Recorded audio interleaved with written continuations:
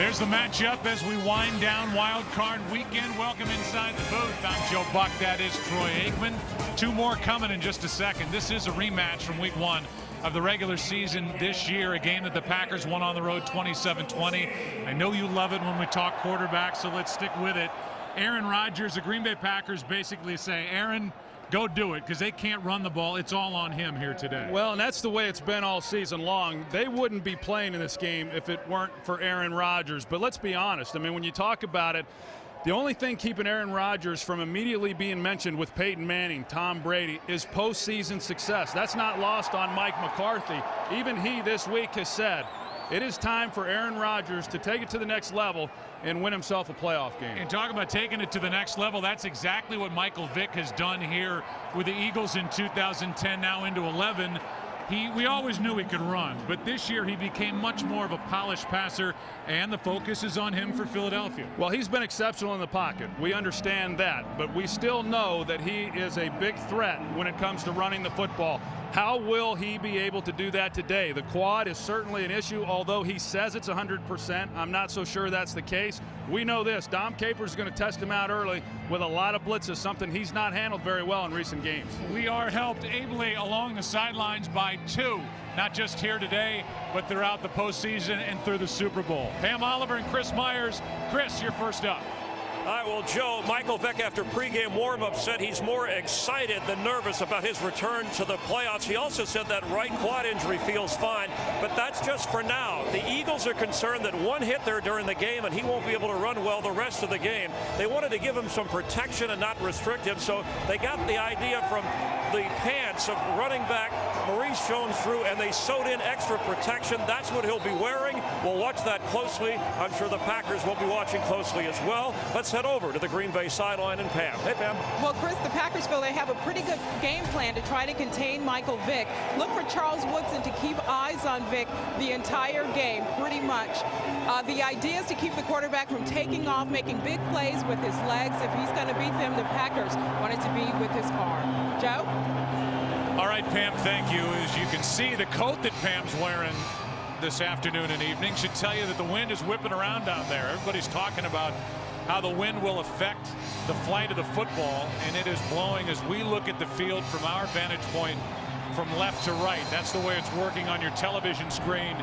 An early look at Michael Vick as Crosby will kick it away. Glad you're with us today on Fox. Jordan Lawson on the return for Philadelphia, slips down, gets up, and is lucky if he's spotted at the 15. They're going to mark him at the 14, and Jared Bush, who is a special teams captain downfield to make the first tackle of the game. Just a 17-yard return, and here is number 7. He made 12 starts during the regular season, and he was very proud when we sat down and talked to him. He said, I always wanted to learn the passing game. I always wondered if I could throw for better than 60%, throw for 3,000 yards, better than 20 touchdowns, have a rating of 100. He did it all. He should be proud, Joe. I mean, that just doesn't happen. To go where he has gone this year, obviously a lot of hard work involved in that. Down he goes as he is slammed from behind. Desmond Bishop, who during the week was inked to a contract extension, was in a blink. Well, they overload the side with two linebackers, Desmond Bishop along with Clay Matthews, and Winston Justice, the right tackle. He takes the most threat, and that's Clay Matthews to the inside, but then nobody to account for Desmond Bishop, and that is what the Eagles have struggled with here over the last 2 weeks when Michael Vick has played, that being against the New York Giants and then 2 weeks ago against the Minnesota Vikings. Second down and 19, and wide open is Avant. And a big play from Philadelphia on 2nd and 19, a gain of 18. That time Clay Matthews was going to be in coverage, and I don't know if he got his feet tangled up with Avant, but he lost his balance and fell, and that's why no one was there then in coverage. That was Clay Matthews' man, and they end up getting a nice gain after the sack on the first play of the game. So an 18-yard pickup brings up 3rd down and 1. Jason Avant, who caught 51 during the regular season, a career high. Eagles should have the edge running the football in this matchup.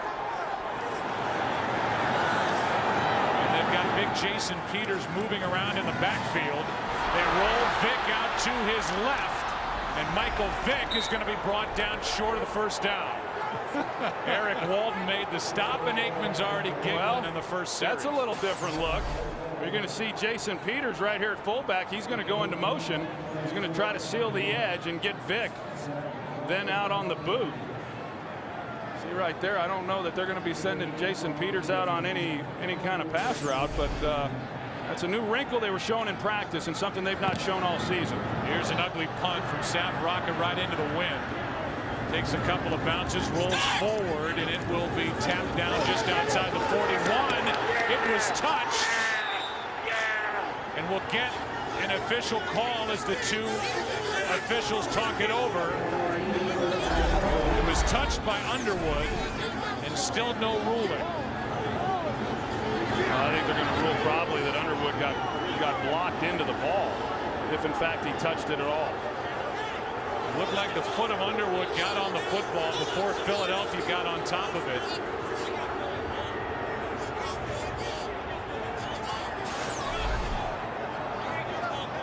Ruling on the field, the ball was touched by a member of the Green Bay team. First down, Philly. So there you go.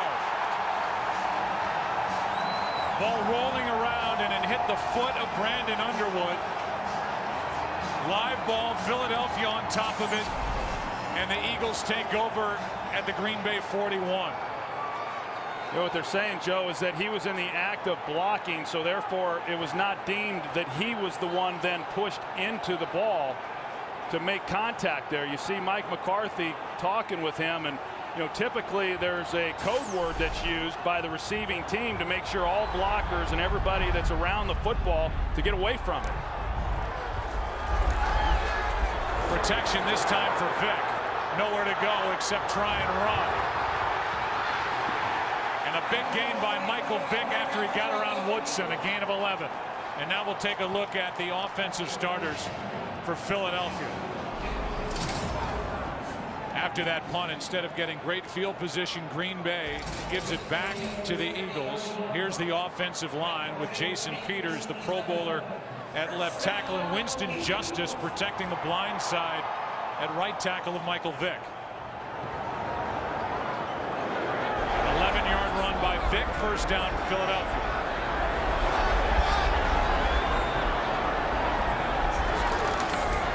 Sean McCoy gets his first carry, and he spins his way just inside the 26, a gain of 4. And now the defense, ranked number 5 overall in the NFL. They run a 3-4. They get Cullen Jenkins back.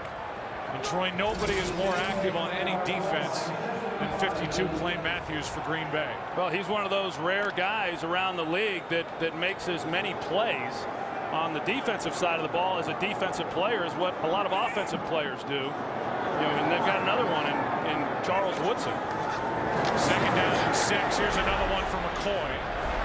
Brought down by Cullen Jenkins, who missed the last 4 games with a calf strain. And even though overall Jenkins missed 5.5 games this season, he was number 2 on this team with 7 sacks. Yeah, he's had to battle through quite a bit. Earlier in the year, he had a broken hand. He had to wear a cast, which cost him actually a few more sacks that he might have been able to have. They've got to keep an eye on how many snaps he gets in this game, Joe, because of the time that he's missed. He's not going to be able to be a guy to get 40, 50 snaps. They're going to be limited in how much they're able to use him. It's 3rd down and 3. Blitz coming from the Packers, and the pass is broken up.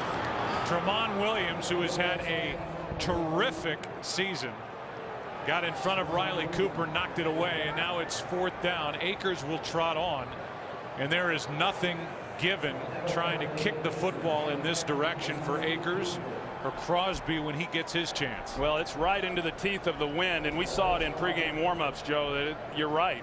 I mean, even from this distance, not that it's ever a gimme, but especially considering you've got to battle the wind conditions going in this direction. 41-yard try.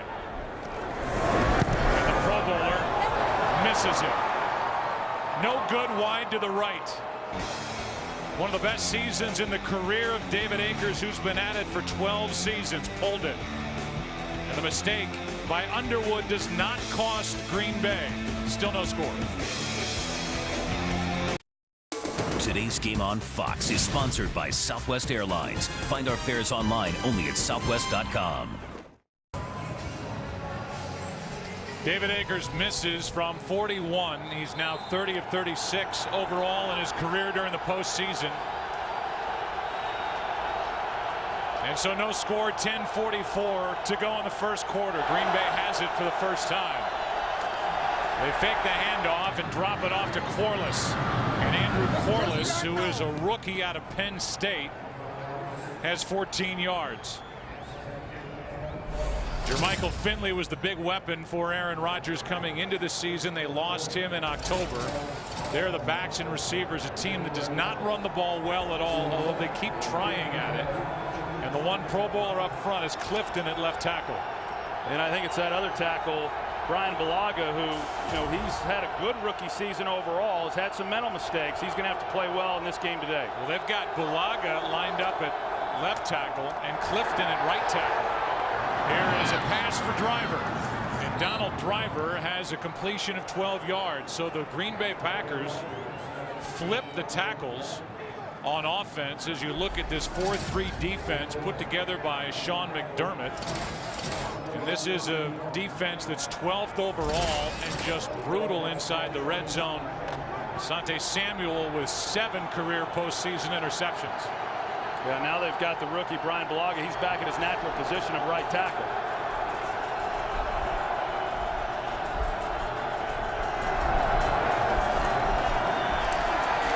Another throw down the far sideline and incomplete. Trying to get it to Jordy Nelson. Dimitri Patterson, who is an embattled right corner, was back there in coverage. A guy who was lit up by Joe Webb of the Minnesota Vikings a couple of weeks ago. Well, and we know this coming into each game with the Green Bay Packers. Mike McCarthy, he likes the matchups with his skill players and his wide receivers. Now, you go back to the first time these two teams met, week 1, obviously a long time ago. Aaron Rodgers only went after Asante Samuel one time in that game. I don't think a whole lot's going to change in this one. Already we saw the shot to Dimitri Patterson. That's the guy they want to attack. He has struggled down the stretch of this season. Jennings is across from him. First run of the day, and Brandon Jackson picks his way inside the 40, picked up 3. Jamar Chaney, a rookie middle linebacker who's playing in place of the injured Stuart Bradley for the 4th straight game, is there to make the stop. There's Andy Reid, who has his team in the playoffs for the 9th time over the last 11 years, and he's 4-1 during this round. Well, that one coming last year. 3rd and 7.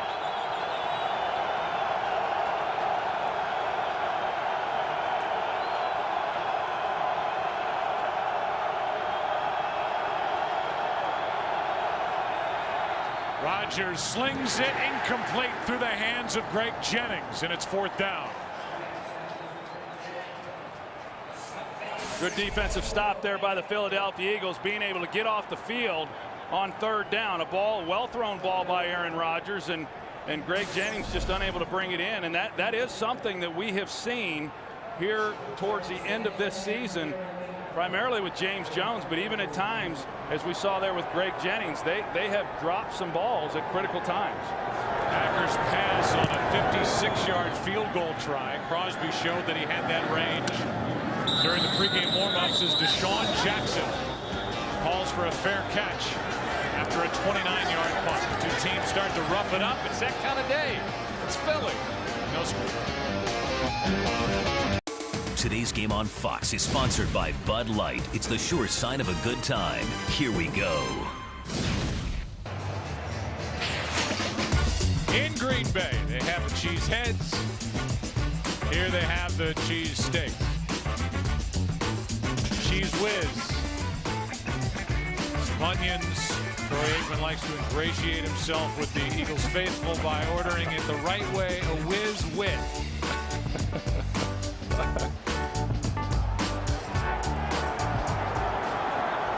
Starting at their own 9. First down, Philadelphia. They have it for the 3rd time. Green Bay came across early. Pass complete. That's Selleck. Team's leading receiver from a year ago. Only 42 catches this year. Matthews came across early. I think that's one of the real advantages that the Eagles have playing this game at home against a great pass rusher like Clay Matthews. He's so good at anticipating the snap count and getting a good jump. Makes it awfully hard on those tackles. And that time they were able to get him offsides. Offside, number 52 defense. Penalty is declined. Second out. So the Eagles had a little bit of a decision. Do you want to accept the penalty, have 1st and 5, or do you want to take the play and it's 2nd and 1? Yeah, the quarterback always likes the completion. Oh, okay. Yeah.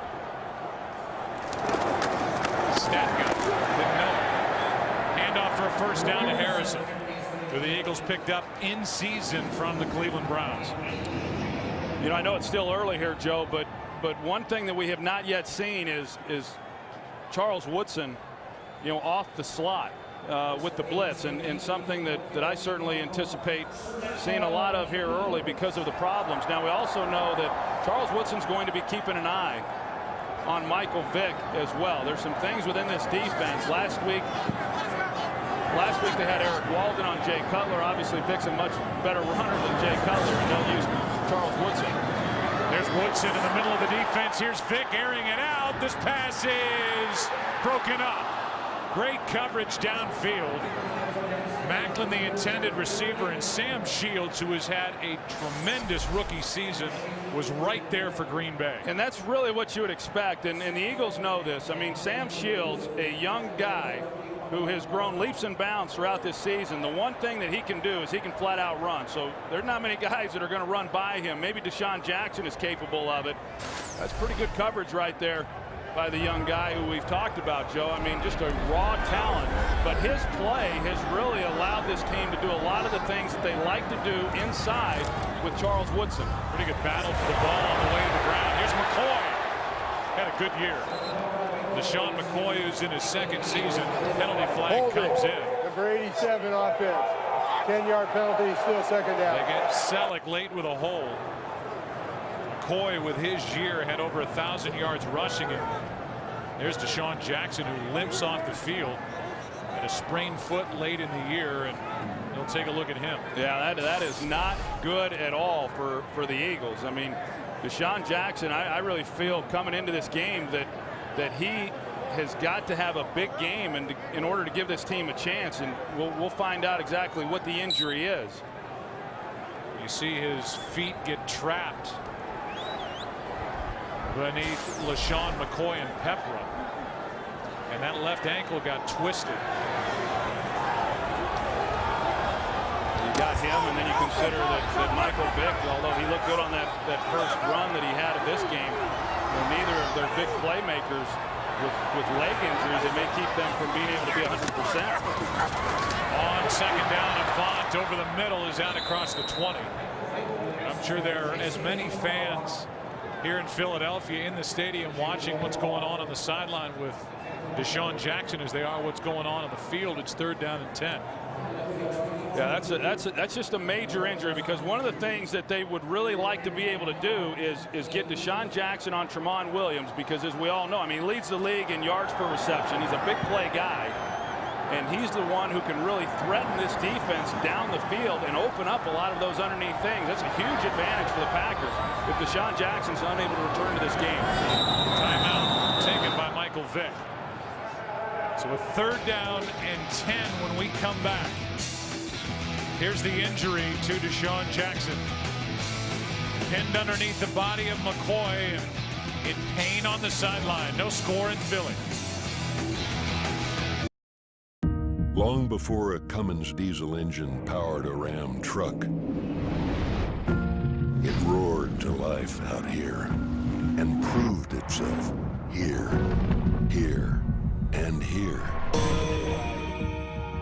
And is only available in a pickup under here. The Ram 5-year, 100,000-mile warranty covers you everywhere. Ram.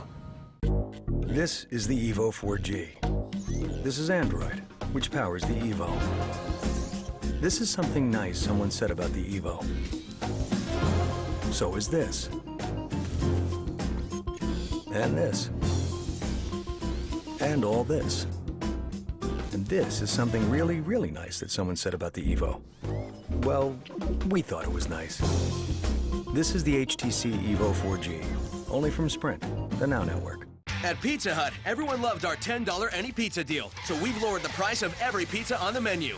Any large with up to 3 toppings or any medium specialty pizza, your choice, just $10 every day. At these low prices, why not order 2? Only at your Pizza Hut.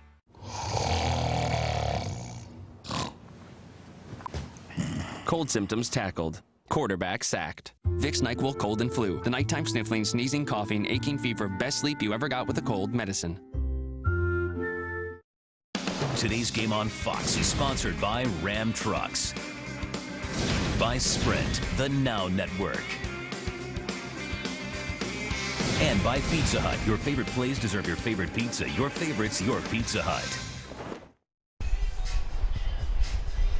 They love their sports in this city, and they love their Eagles. Andy Reid, in his 12th season as head coach, has taken the Eagles to 5 NFC championships, but that was with Donovan McNabb. Now he's got number 7, Michael Vick. No score with the Packers. And on 3rd and 10, setting up a screen, McCoy. Got a long way to go. Picking his way through this Packers defense, and he lost the ball. A fumble by LaShawn McCoy, and let's see who gets on top.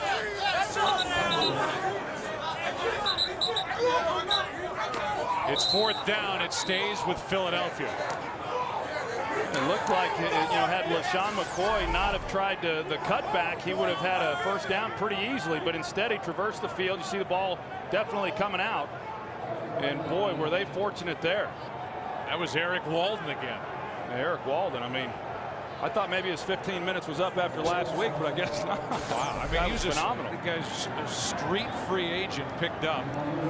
Cut earlier in the year as Deshaun Jackson leaves the playing field to get looked at. And Eric Walden last week has 16 tackles and 3 sacks in a game the Packers needed to win over Chicago to get in. Here's Tramon Williams. Not much room to run as he crossed the 30. And after a 51-yard punt into the wind, a good one by Rocca. Just an 8-yard return. Packers have it. 2nd time. No score.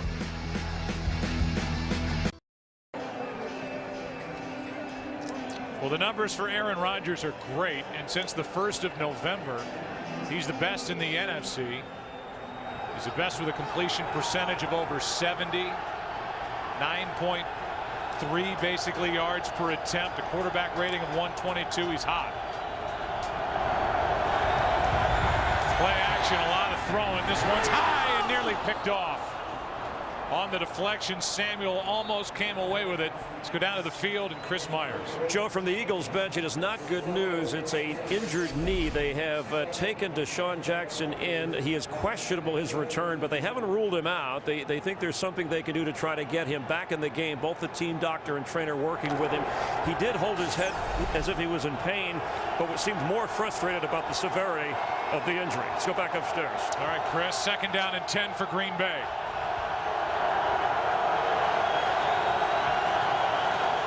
Their own 32. Here's James Starks, and the rookie breaks loose, and Starks is wrestled down just outside the 40.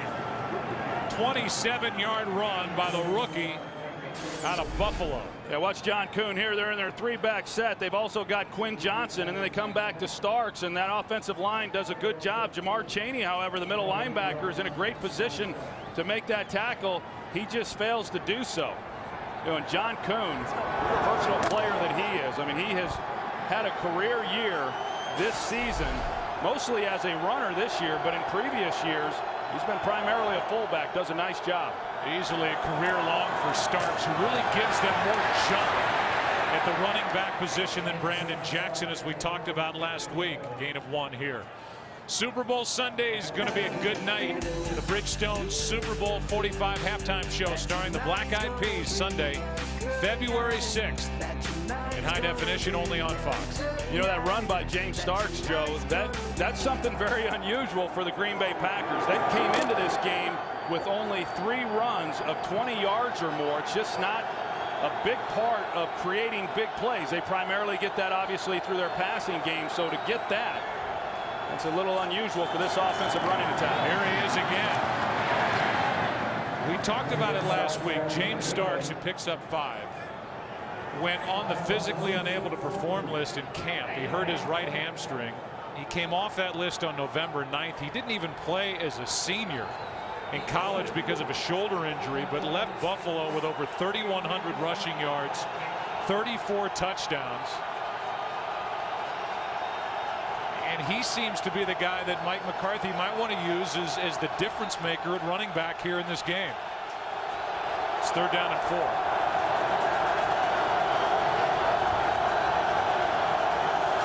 Penalty flag. The Eagles came across. The pass incomplete. But this could be a 1st down on a defensive penalty. And it is. 1st down, Green Bay. That's an excellent job of Aaron Rodgers holding the count. Offside, number 57 defense, 5-yard penalty. Result of the penalty would be a 1st down.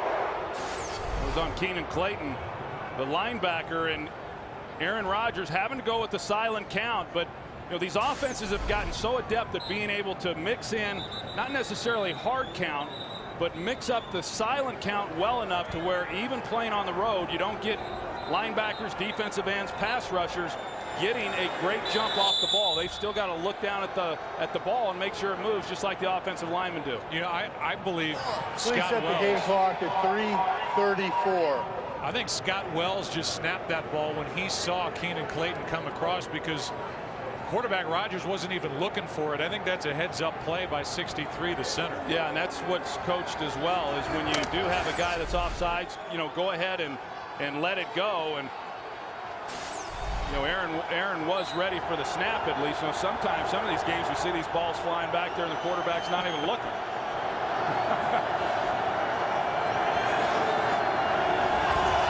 Game clock at 3:36. Here's Starks. And Starks over the left side picks up 3. Well, I can tell you this, Joe, that you know, this Packers offense has not run the ball particularly well. Now they run it a lot, and Mike McCarthy will be the first to tell you that it's not so much yards per carry average that he looks at as much as it is rushing attempts, and they have averaged just under 30 carries a game, which is pretty good considering they haven't gotten more out of it. But they're running the ball fairly well here on this possession. This team becomes a heck of a lot more dangerous. They get the running game going along with their ability to get the ball down the field in the passing game. 2nd and 7. Here's Starks out of the backfield. Makes one guy miss. And by the time Chaney drags him down, Starks has a 1st down. Nice little stretch here for James Starks. I mean, you talked about him, and then in visiting with Mike McCarthy, and you know, he said, hey, the guy's got some real ability. He's just a raw talent, and he's gotten quite a bit of work here on this possession. I just think he's another guy that their general manager Ted Thompson found late in the draft. He finds them on the street as free agents. The depth that Ted Thompson has built for this Green Bay Packers team has them in this position with 14 guys on IR. 14 players on injured reserve as Jackson picks up 1 over the right side, brought down by Michael. Yeah, I agree. Ted Thompson has been terrific, and the other part of all that is head coach Mike McCarthy, who, you know, I've been beating the drum for him for most of the season, considering what this team has overcome. I don't know that I've been more impressed with a coaching job as what Mike McCarthy has done, keeping this team focused each week in the playoffs. It's a dangerous team. 2nd and 8. Taking on the worst red zone defense in the league. Here's Starks out of the backfield, showing he can catch it. What a good tackle made by Chaney. The rookie brings him down. Starks just gained 1. 3rd down coming up. And 3rd down, obviously a little bit different and not easy to convert those down here in the red zone. But how about the year that Aaron Rodgers has had in this area of the field? 19 touchdowns to just 1 interception. And the reason for that is he makes good decisions. If he doesn't have it down the field, you won't see him force the coverage, force the ball into coverage. Most of the time, he'll be content coming underneath.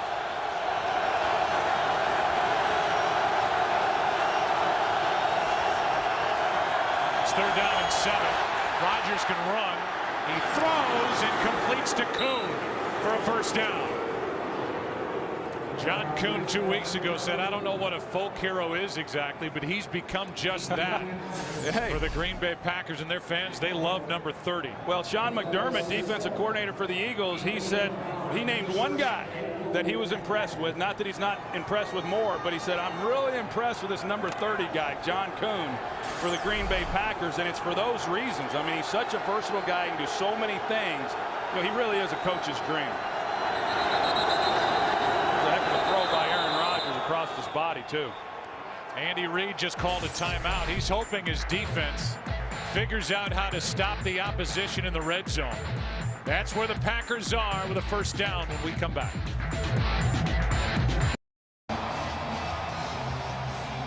Michael Vick has maybe lost his biggest weapon on the outside in Deshaun Jackson. He is getting looked at. Watching the Philadelphia defense, which is last in the NFL defending the red zone. Touchdown percentage at 77%. First and goal for Aaron Rodgers. He keeps it. He throws it. He finds a touchdown with Crabtree. It's a strength for Green Bay with Aaron Rodgers throwing in the red zone, and the Eagles cannot defend near their own end zone. Well, you knew their chances weren't real good once Green Bay picked up the first down. As bad as Philadelphia has been down here in the red zone, and to be first and goal from the 7-yard line, it was inevitable that the Packers were going to punch it in and get a touchdown out of this, and they just turned Crabtree loose. What a time for Tom Crabtree's first career touchdown. Free agent out of Miami of Ohio. And that one is knocked through to make it 7-0. 24-year-old in his first year, and he was just left all alone. Yeah, he initially shows that he's going to block, and then he comes off of it into the flat, and pretty easy touchdown. But I think that's one of the things that has caused people to have some concern about the Philadelphia Eagles is the defense. And even though they rank fairly well, they come into this game, or at least for the season, they were 12th overall. Because they had given up so many points, only one team in the history of the league has given up as many points or more and made it to the Super Bowl. And I go back to the game that they had a couple of weeks ago against the Minnesota Vikings when they were still playing for potentially a number 2 seed. And that was the game that got pushed back a couple of days here in Philadelphia. And the Vikings had to start a rookie in Joe Webb, and that defense couldn't make a stop after Michael Vick took the offense down and cut the game to 3 points. And that's just not what you're used to seeing from a Philadelphia Eagle defense. Normally, that's the one area of this team that you can really hang your hat on, but they just haven't been able to do it this year. That was certainly the case when Jim Johnson was defensive coordinator here for 10 years, the mentor to Sean McDermott. During those 10 years, opponents were at a touchdown percentage of 43.6. That 10-year period, second best in the NFL to the Baltimore Ravens. So now the Eagles have it, and one of the bigger turns of events here so far is the injury to number 10, Deshaun Jackson. Number 1 in the NFL at 22.5 yards per catch. And he limped away with what Chris Myers described as a knee injury. You saw his feet, those ankles get pinned underneath the body of LaShawn McCoy. And he is in the locker room with Riley Cooper and Jeremy Maclin lined up on the outside. And a 2 tight end set. Handoff is to McCoy. And LaShawn, a nice run of 7 yards on first down. That's the end of quarter number 1. 7-0, Green Bay on top. The NFL on Fox will continue after this from your local Fox station.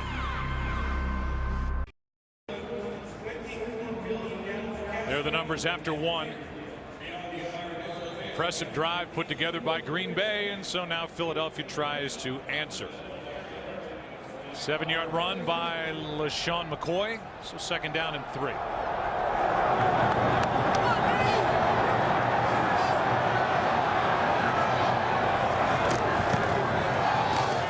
McCoy again, and he is dropped by Woodson.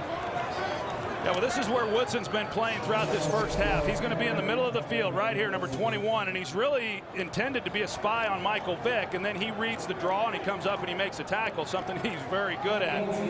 But I know in going back to their playoff loss last year, they were number 2 in the league defensively. They gave up over 530 yards to the Arizona Cardinals, and Charles Woodson didn't feel that they really played their style of game, and he wants to come after Michael Vick in this game and be a factor, and so far he hasn't been blitzing. He's primarily just been the spy, like we showed. Vick keeps it and fights for a first down.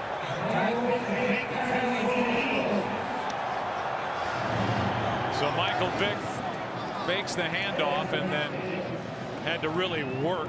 It's the first third down conversion for the Eagles, and they need to get something going on some sort of a sustained drive for this offense and set a franchise record with another 439 points scored this season.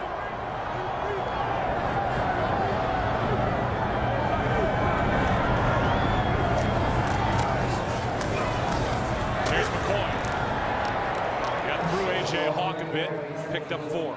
Well, the one thing we do know about the Green Bay Packers is they play predominantly their sub packages, which means that they predominantly play with 5 defensive backs. Even then, the Eagles come out with a 2 tight end set, and you rarely will see a defense match that up with 5 defensive backs, but that's what Dom Capers does. He encourages the offense to try to run the ball against them, and that's why some of their defensive rushing numbers are a little inflated.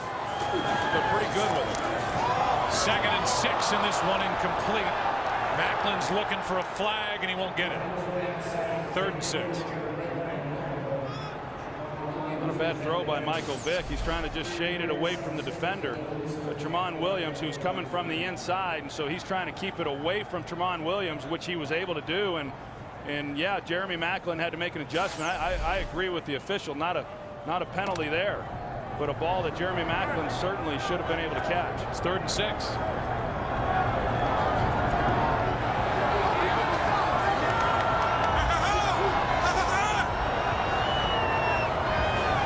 Packers are coming. Pressure. Matthews back at the 20. Vick is brought down.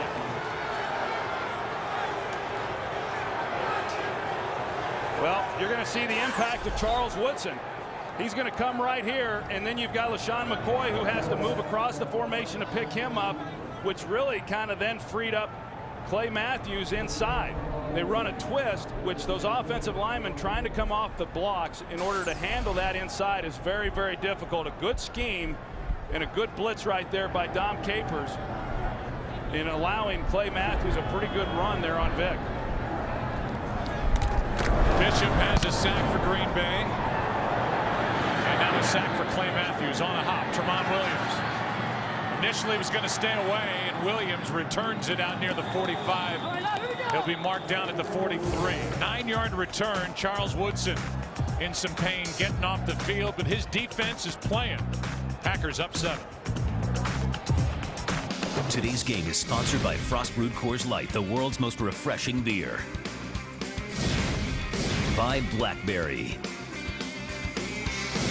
And by The Dilemma, in theaters Friday.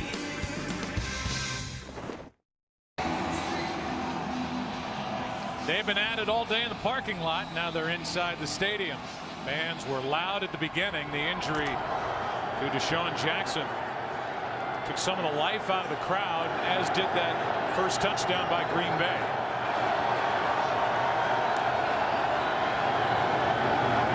Starks in the game, and he gets it.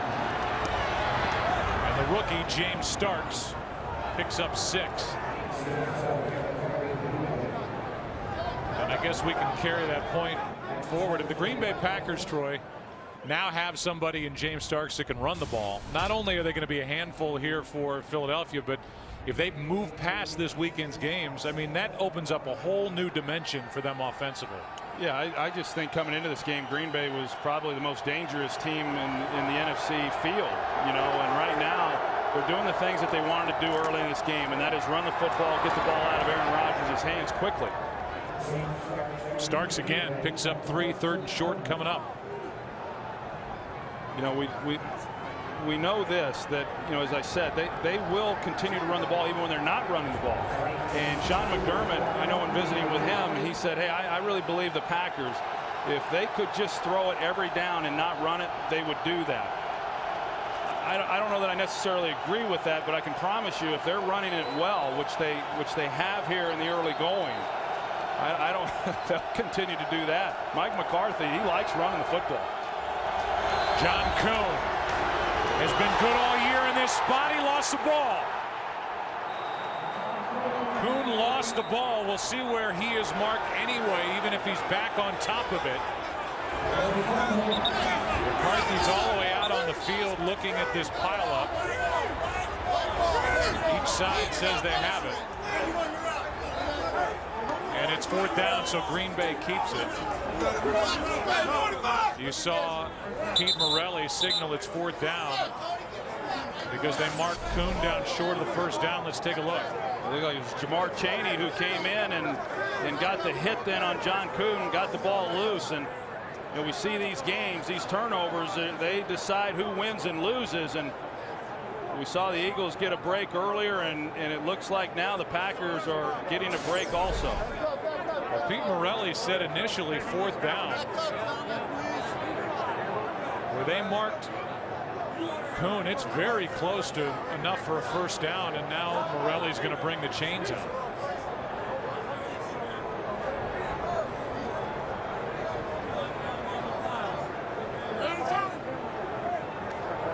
And it's a 1st down.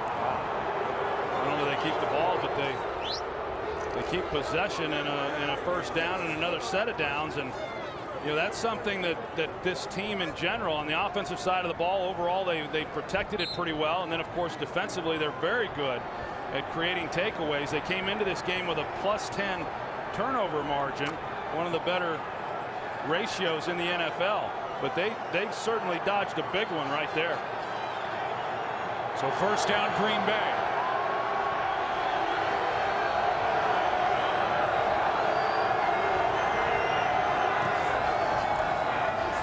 Out of the backfield, it's John Kuhn. And Kuhn fights his way all the way inside the 40. Picked up 8. Look ahead to next week. It'll be the divisional round as we play here at the end of the wild card weekend. The Atlanta Falcons, the #1 seed in the NFC. The Chicago Bears, the #2 seed. Who will they play? We know that Seattle is advancing after a convincing win last evening at home over the world champion New Orleans Saints. It always seemed that if you had one of those buys, you would prepare during the week as to who you thought you might end up playing, and you never ended up playing the team that you had spent all that time preparing for. And I know that the Bears and Falcons know what I'm talking about. Here's Starks on 2nd and 2, and this time a nice job by Philly up front. We know this: if Philadelphia wins, it'll be Seattle at Atlanta, Philly at Chicago. If Green Bay wins, it's Green Bay at Atlanta, Seattle at Chicago. And Seattle had Matt Hasselbeck personal high with 4 touchdown passes in a playoff game. Tomlinson part of that Jets win, and Flacco had a solid game, and the Ravens were helped out by 5 Chiefs turnovers. Well, I heard somebody say one time that's why they play the game. And I think that could be why they played the game there in Seattle last night. It's 3rd down and 2. They fake it to Kuhn. Rodgers steps up, drops it off. Quinn Johnson, the fullback, has a 1st down. To the Philadelphia 35, a gain of 4. Well, right now the Packers are doing a good job on 3rd down, and this is a good sign for Eagle fans to see Deshaun Jackson coming back out onto the field. I wouldn't imagine he'd be coming out unless he's going to give it another shot, but what a great job by Aaron Rodgers, just extending the play, keeping it alive. And Quinn Johnson, Joe, is another one of those guys. I mean, he's a battering ram, but he does a nice job there of picking up the 1st down. It's his 6th different receiver that Aaron Rodgers has found.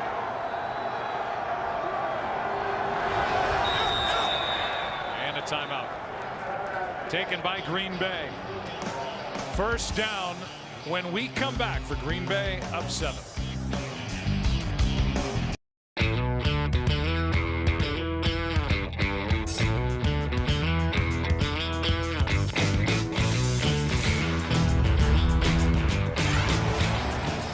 Jackson trying to get loose. Get ready.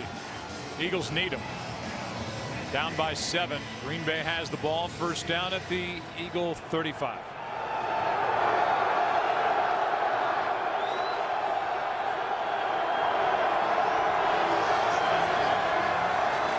Pass caught by Driver. And Donald Driver is forward for 7. This has been kind of a slow death for the Green Bay Packers, and this was the game plan coming in, and they kind of lull you to sleep a little bit at some point in time. Aaron Rodgers right now is completing a high percentage of passes, getting the ball out, but yet the longest completion that he has is only 15 yards, and so he's getting into a little bit of a rhythm, getting the ball out, trying to neutralize that pass rush of the Philadelphia Eagles, and then at some point he's going to take a shot down the field. Completed 75% of his passes. Here's Starks. There is no way that you can tell me that Starks isn't the most explosive running back that this Packers team has on it. And the way Mike McCarthy kind of defended him to us during our conference call on Saturday, we talked about Starks and McCarthy saying he needs to practice better. Kind of thought they might feature him, but he is now the feature back, at least here in the first half. And doing a good job with it. And they're using a fair amount of that 3-back set. They've got it right here. It's called bone. I think I'd call it old school. I like this. On first down. Rodgers lost it and gets back on top of it. Quinn Johnson knocked it out of the hand of Aaron Rodgers, a loss of 2. I'm not sure what Quinn Johnson was doing. It looked like he kind of came inside. So Aaron Rodgers, he starts inside, and I think that Quinn Johnson just got confused on his angle as to where he was going, because Aaron Rodgers coming out, clearly he's got to reach to get the ball out to James Starks, but Quinn Johnson put a good hit on him. As a quarterback, when you're handing off, you're not expecting to get gored. Second and 12.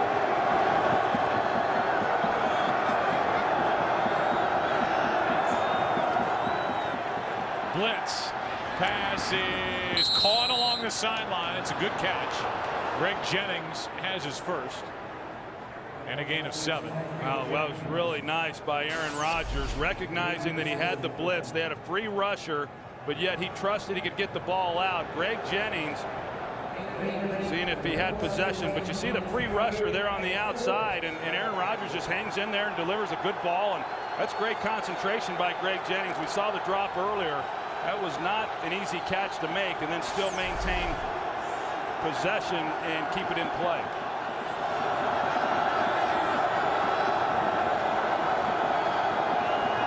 Third down and 5, another blitz. Rodgers steps out of it. He can run. Aaron Rodgers has a first down as he hops out of bounds. Where Kurt Coleman was in his face, a gain of 8. He's not Michael Vick, Troy, but he can use his feet in the pocket and he can use his legs to run for first downs. I think that's when he's the most dangerous, Joe, because we see it over and over, and it's not just him going to his right. He'll go to his left like he does here. But you saw where his eyes were. He looks to step up in the pocket and then slide out. But once he slides out and gets out on the edge, he is looking to throw the ball, but that time in man coverage and had just nothing but open grass to pick up that first down. Third highest rushing totals among NFL quarterbacks this year. There he is again, slings for the touchdown. James Jones. And Aaron Rodgers showing what he can do. One to his left, this one out to his right. And credit James Jones for giving Rodgers a place to go with the ball. You're going to see he's on the go route, and he's thinking he may get it on a fade, but when he sees Rodgers sprinting to his side, that's what you do. You work back to the pylon and give your quarterback a place to go with the ball. That's what you want to see. He gets lost by the defender in a good position, but once the scramble drill took place, pretty easy pitch and catch.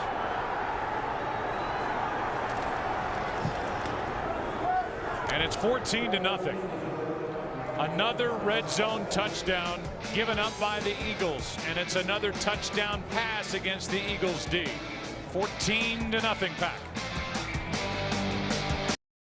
Today's game is sponsored by the Chevy Silverado HD, Motor Trend's 2011 Truck of the Year.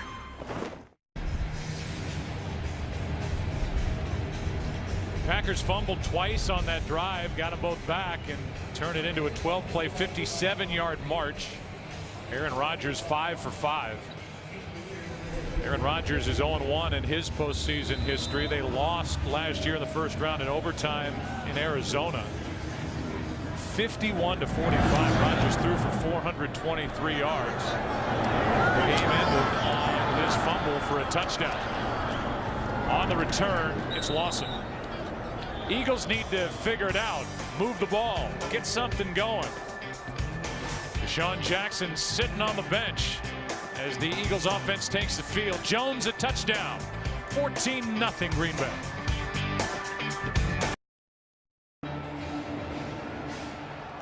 The little big weapon is back on the field for Philadelphia, DeSean Jackson. As the Eagles try and climb out of a 14-point hole. Protection for Vick. Over the middle. Pass is caught. This is Macklin. And Macklin is down at the 30. 44 yards from Michael Vick to Jeremy Macklin. It was a nice read by Michael Vick, too. You're going to see the safety come up, and so Michael knows immediately he's one-on-one on the outside. He's got safety in the middle of the field, and he throws an absolute strike to Jeremy Macklin, a well-run route, and you put the ball right there. He's able to make a nice run after the catch. There's DeSean Jackson on the other side, and for a guy who's got I think he's got a lot left in the tank, too. I mean, for a guy with a knee injury going down the field, it didn't appear to be bothering him too much on that run. 44-yard completion to Macklin, and now the ball wasn't snapped. It'll be 1st and 15. And Ryan Pickett knocks Michael Vick on his backside at the end of the play. False start. Number 74 offense. 5-yard penalty remains. First down. And that little tap, and Vick just fell down. Just a little tappy.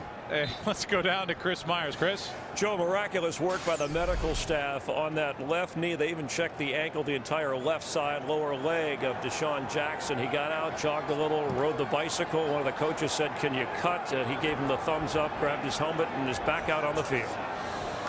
All right, Chris. He was just in motion. The pass complete on a screen to McCoy, and they get the 5 yards back. B.J. Raji, who has really played well down the stretch for Green Bay, is out there to make the tackle. That was a heck of a play right there by B.J. Raji. I agree with you. I mean, when you look back on this draft, to go back to Ted Thompson, you say in that draft we got B.J. Raji, of course, first-round pick, and then Clay Matthews, first-round pick. That's a pretty good tandem right there when you're installing a brand new 3-4 defensive scheme by Dom Capers, and these two guys have had excellent sophomore years. And Raji was drafted before Clay Matthews. Packers traded up to get Matthews. This one's batted down. Michael Vick is a 6-foot quarterback, and B.J. Raji, who is 6'2", got his hands up and knocked it down. Well, B.J. Raji, if you're going to run that 3-4 scheme, last year he was a defensive end. They moved him to the middle on the nose, and he's going to be doing it for a long time. I think right now, Joe, this is an important third down, for the Eagles. They've got the wind at their back, as we've talked about. 14-0 here.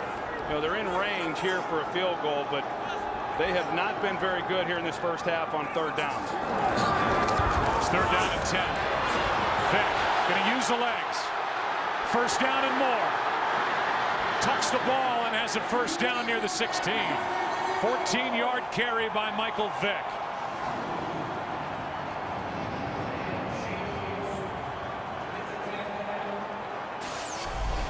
This wasn't designed. You see Woodson over here. This time he's in coverage. He has been serving as a spy in the middle of the field on a lot of these defensive coverages.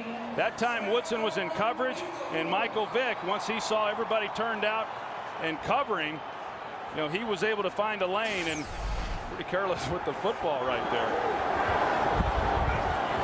Now the Eagles inside the red zone as McCoy goes up the middle for 3. Go back to that 14-yard run by Vick. Yeah, Vick just came out of the pocket and never was able to tuck it, and of course he did a little bit better once he got into contact. But that's the danger, and whether or not he's 100% or not, we see him being able to to make people miss. You know, the ball almost got knocked out by Desmond Bishop. 2nd and 7.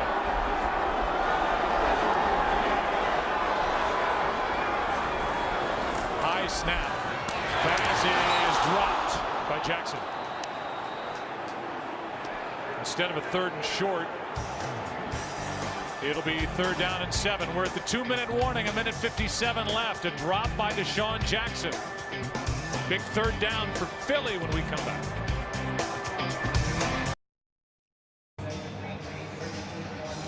See what's happened on this drive for the Eagles, who are 2 for 6 on 3rd down. Report from field level as the wind has died down. There's a big 3rd and 7 coming up for Michael Vick and the Eagles.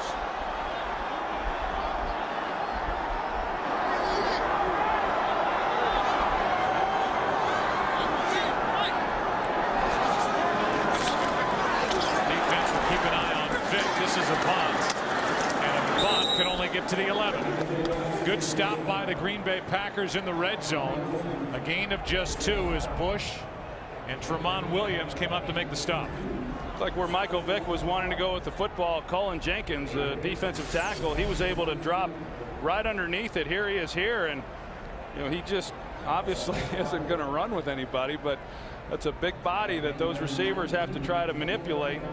And Vick would have had to have waited on him to get him in the next window, and he had to come underneath, and not enough then for the 1st down. 29-yard try by Akers, who missed from 41 earlier, and this one is basically a chip shot to make it 14-3. So the 29-yarder is good, and now 1:11 left. Green Bay will get it with 2 timeouts remaining. And for Green Bay, you know, we talked about the Eagles and what they do defensively, or what they don't do defensively in the red zone. No team gave up fewer red zone trips than the Green Bay Packers inside their own red zone, and they shut down the opportunity for a touchdown there. Yeah, I mean, a nice job there by the Packers defensively, limiting them to the field goal, but a good drive for the Eagles. I mean, you got to get some points at some point, obviously, and so for them to be able to put together a drive, something they'd been struggling to do, come away with some points. The key right now is this Eagles defense, and can they make a stop and they can't afford to give up any points here before the end of this 1st half. You know, in week 1, it turned into a 27-20 win for Green Bay here over the Philadelphia Eagles. That's when Vick relieved Kevin Kolb. We thought we were going to see the start of the Kevin Kolb era. Instead, we saw Michael Vick. At one point, that game was 20-3, and Vick helped the Eagles get back into the ball game, and now trying to dig out of a 14-point hole. It's an 11-point game with 1:11 left in the half. Well, he has kind of proven that it's not over until it's over. So, you know, 14-3 with a lot of football left to play. This thing is a long way from being over. And I know Michael Vick came into this game, you know, really excited about the opportunity and feeling confident that he would be able to do the things required, or at least what he's been doing all season long. James Starks is waiting for the kick, and Akers drives it out of the back of the end zone, kicking with the wind. So a 1st down at the 20 for Green Bay, up by 11. Are you hungry for laughs? Then don't miss the grand opening of Bob's Burgers. A delicious new addition to Animation Domination. Entertainment Weekly says a comedy this well done is very rare indeed. Premieres tonight after an all-new Simpsons right here on Fox. You know, that playoff game here 7 years ago, the Packers led that game 14-0. That's the infamous 4th and 26 conversion by the Eagles and the great. Oh, you had to go there. The great Fred X, the people's champ, the Sultan of Slot, Freddie Mitchell. 4th down, Freddie. Here's Brandon Jackson. He's been the forgotten guy in this 1st half as he picks up 5. And again, 2 timeouts left for Green Bay. And James Starks, who was back to return that last kickoff, is watching from the sideline. 2nd and 5.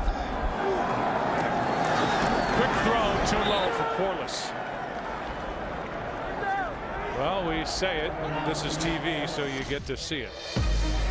Minute 12 remaining, 4th and 26. McNabb over the middle, just enough. 27 yards, a 1st down, a game that Well, they tied it and then won it. The left leg of David Akers.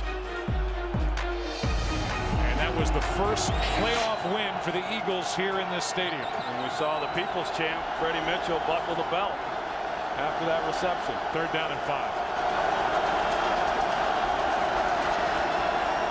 Packers are 4 for 5 on 3rd down. Rodgers throws and hits Corliss in stride. And Andrew Corliss has a 1st down out at the 37. And the clock is stopped. Green Bay takes a timeout. 12-yard completion to Corliss, who got smacked. Yeah, by Asante Samuel. Yeah, and Asante Samuel talked about that just the other day when we were visiting with him, Joe, and some of the fines that have been handed down on him for some hits very similar to that. You know, Corliss just making the catch, and then Asante Samuel came in and went to the head, it looked like. Visa halftime's coming up with Kurt, Terry, Howie, Michael, and Jimmy. They will analyze and second guess everything we've said here in the first half at the game. And there's the hit up high. At that point, you could make the case that Corliss is a runner, but it was certainly a vicious hit by Asante Samuel, who told us they don't pay me to make tackles, they pay me to make interceptions. That was a good one there, but you're right, Joe. He was no longer a defenseless receiver. Once he turned in the whole element of time thing, he then became a runner, and he was not afforded that type of protection. 37 seconds left, 1 timeout for Green Bay. Here's Rodgers airing it out, and in stride, Jones drops it. That could have been crushing points to the Eagles. Rodgers couldn't throw it any better, and it's another James Jones drop. Yeah, we've seen this before, you know, same song, second verse, and you know, those are the balls that you got to bring them in. And you know, I know that Mike McCarthy will tell you that James Jones has good hands. It's a lack of concentration. Well, if that's the case, then you need to concentrate. I mean, he's got Asante Samuel beat. It's a touchdown, and you couldn't walk it to him and hand it to him any better than what he just threw that ball. 2nd and 10. Big break for Philadelphia there. And timeout before the play clock expires. Delay a game. Offense. 5-yard penalty. Still 2nd down. So instead of using the timeout, they're going to throw the flag for delay a game. And it'll be 2nd and 15. I think Mike McCarthy was still trying to get over that drop. Probably the play comes in a little bit later. Aaron Rodgers is a little bit frustrated with it, so the whole mechanics of the operation of then getting the next play off got slowed down a little bit. What a chance for James Jones, who already has a touchdown in this game.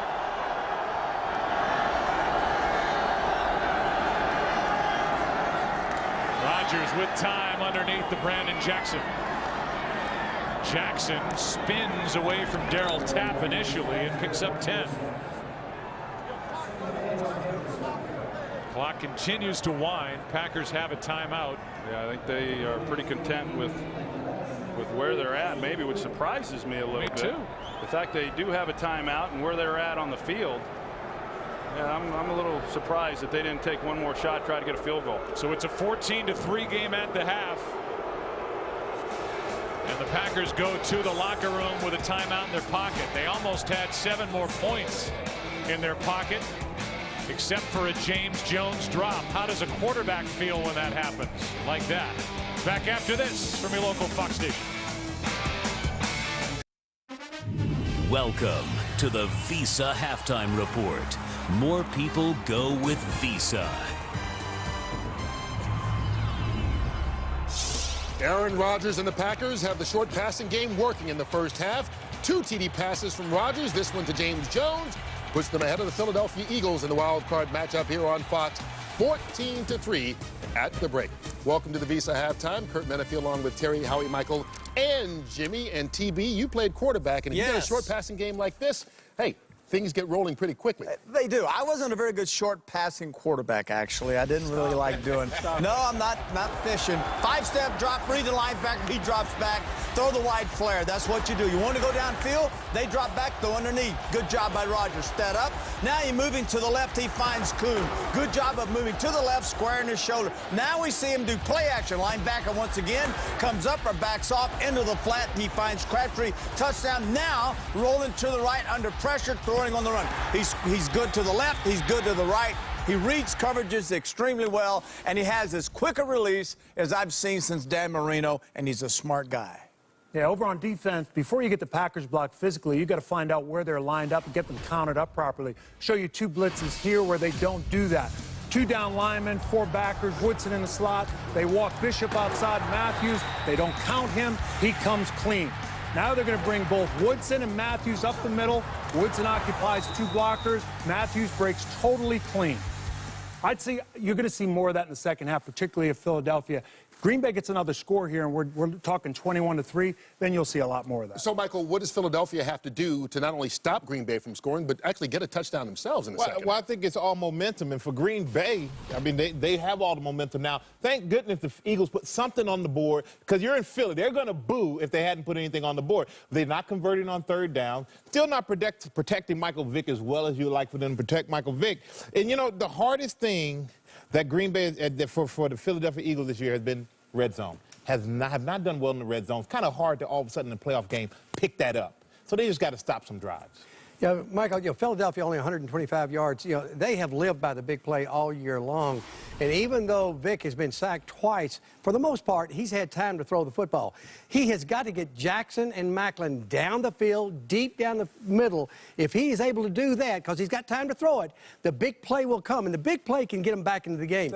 Yeah, McCoy running the ball and doing the little screens, that's a chain mover, but he needs the big play. Don't you remember how play action, bootleg left, throw back to the post route? We're not seeing that. And I'm wondering if they're so afraid of the blitz, Jimmy, they're not taking their shots downfield. He's thinking the blitz is coming, and they're not taking it down the field. So he's got to make sure, make sure you trust your protection. Trust your protection, throw it down the field. But if you're Andy Reid, you know all week they worked on protecting Michael Vick. Yeah. Getting McCoy at the end of the half there was big. You got credit Green Bay's defense, though, for stifling them a little bit and confusing them maybe a little bit. When you want to talk about defense, though, for years, it's been about defense in Baltimore. And today, that certainly was the case in their playoff game at Kansas City, TV.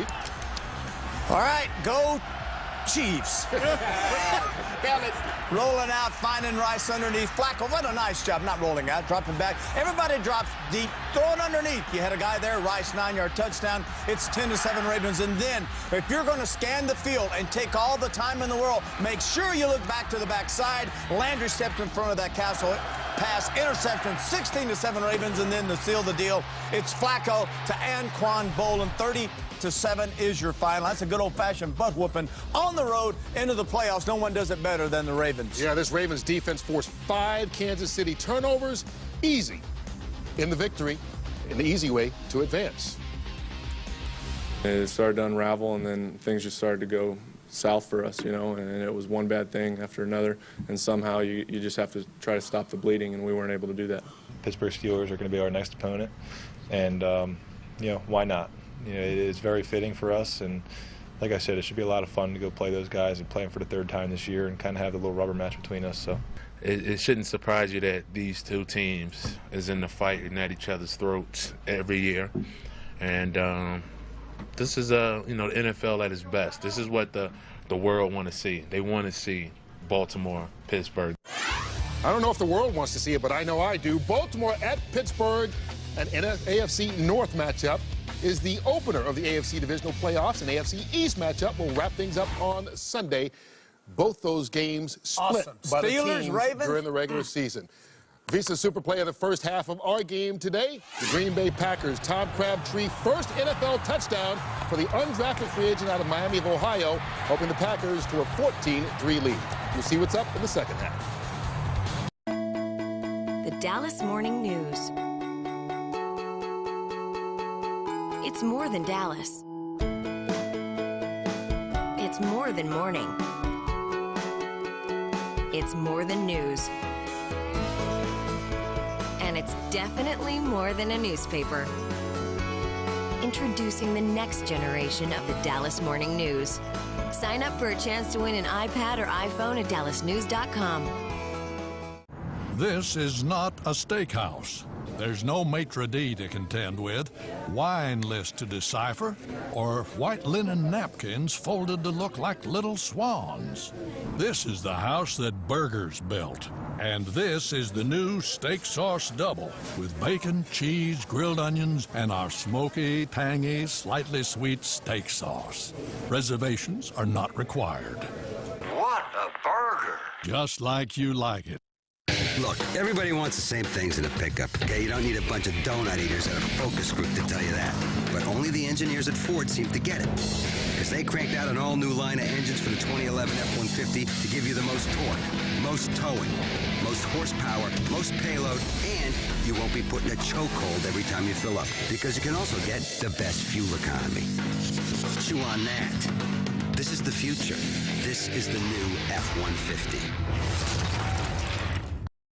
Get out the way!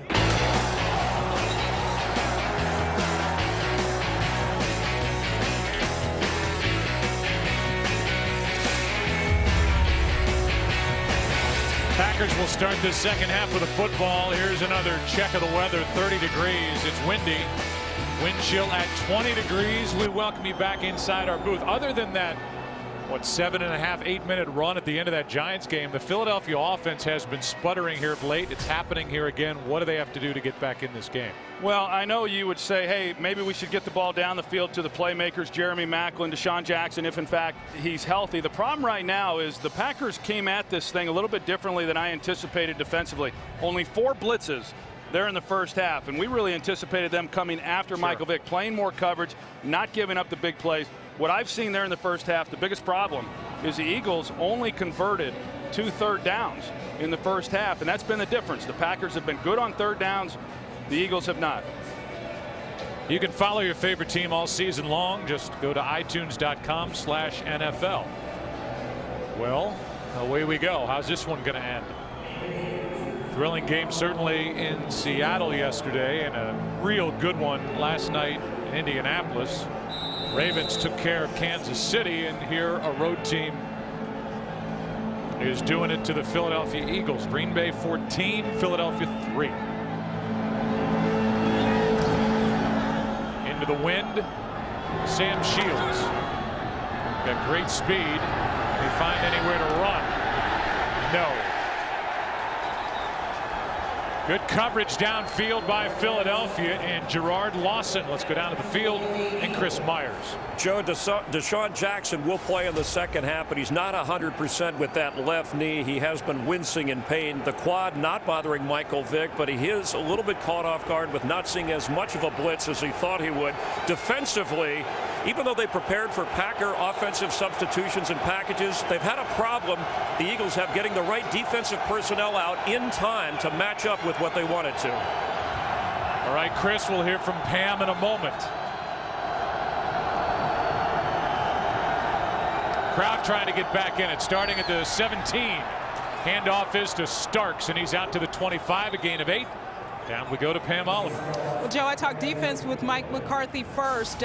We talked about the job they've done on Michael Vick. He says we've done a good job on him, but he'd like to see them get there with a 4-man rush. Offensively, he said can't afford those drops. James Jones with a big one. Back to you. Yeah, just a huge one inside the final minute of that first half, where he could have walked into the end zone. Instead, it's still an 11-point game. Well, we heard of Chris Myers talk about the problems with defensive substitution. That's one of the things that the Packers create offensively with all the personnel packages and motioning shifts that they like to employ. Rodgers keeps it on 2nd and 2, has all day, and over the middle it's dropped by Driver.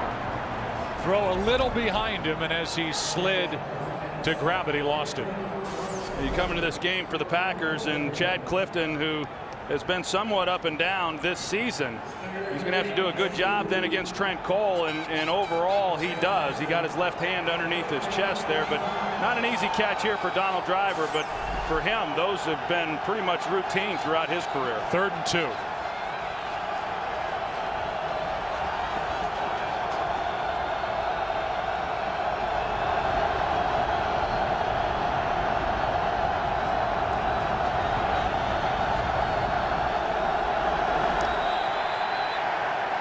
Rodgers did not like what he was looking at on 3rd and 2. Packers have converted 5 straight 3rd downs. They'll face that when we come back. Today's game on Fox is sponsored by Southwest Airlines. Find our fares online only at southwest.com. By Bud Light, it's the sure sign of a good time. Here we go. By the Ford F-150 and its 4 new engines. This is the future of truck. And by Domino's. Oh, yes, we did.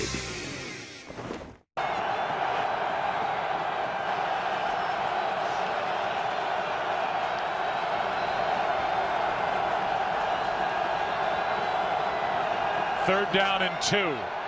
4-man rush. Aaron Rodgers lost the ball. Philadelphia on top of it. Turnover by Green Bay. Jaquay Parker comes away with a football, and he knocked it out. What a play by number 75. Well, it sure was. Jaquay Parker, he gets the pressure on the outside against the rookie Brian Bulaga. And you got Darryl Tapp, who was also working in the middle. And just what the Eagles needed. You've got a Green Bay Packer offense that was gaining confidence by the play, and they needed a big stop there on 3rd down. Not only do they get the stop, but they get the football. Tapp knocked it out. Number 91. Guy who had 3 sacks during the regular season, won a play. Parker recovered, trying to set up a screen, and that's just not there. Pickett ends up on top of McCoy. Yeah, Joe, I just think that was a huge defensive series for the Philadelphia Eagles, considering the Green Bay Packers in the first half only had 4 possessions. One of those was the last possession when they decided just to go in at half, and they had scored touchdowns on their 2nd and 3rd possessions. So a team that was starting to gain some confidence, and then with the score being what it was, just a great job defensively of getting off the field. 2nd and 10. Over the middle. Touchdown. Avant.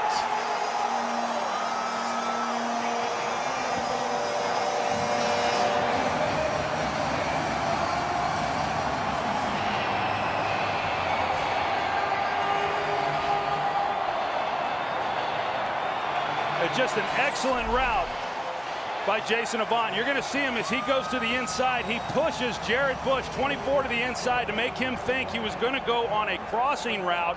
It settled Bush, and it allowed Avant then to get in behind him, and an outstanding throw by Michael Vick. Vick, who had 21 touchdown throws during the regular season, only one of them to Avant. 4 catches, 55 yards, a big one for Avant here. 7 points off the turnover, 24 yards. It's a 4-point game.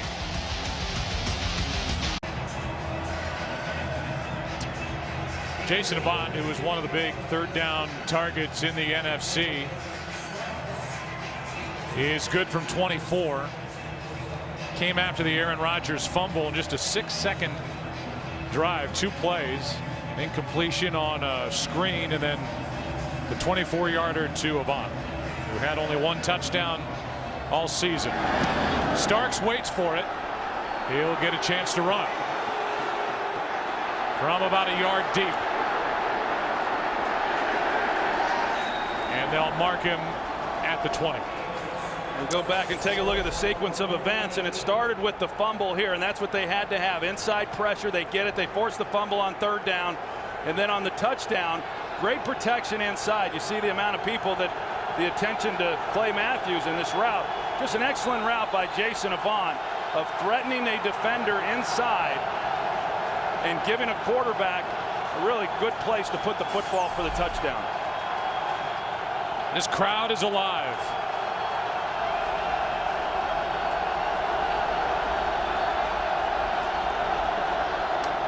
They hand it to Starks around the left end. Forced out by Cole after a gain of 4. We talked about how good Green Bay has been on 3rd down. And the main reason for that is they've had pretty manageable 3rd down distances to overcome. And that's because they've been so good on 1st down. And again, a 1st down run picks up 4 yards.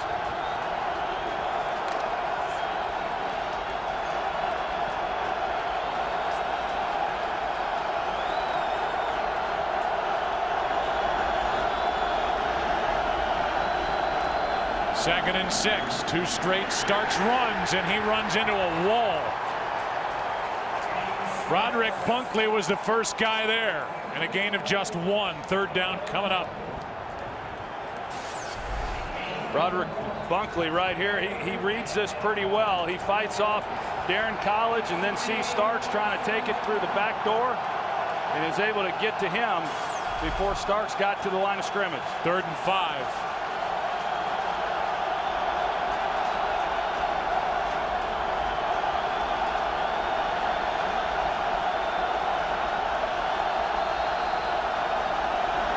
A blitz.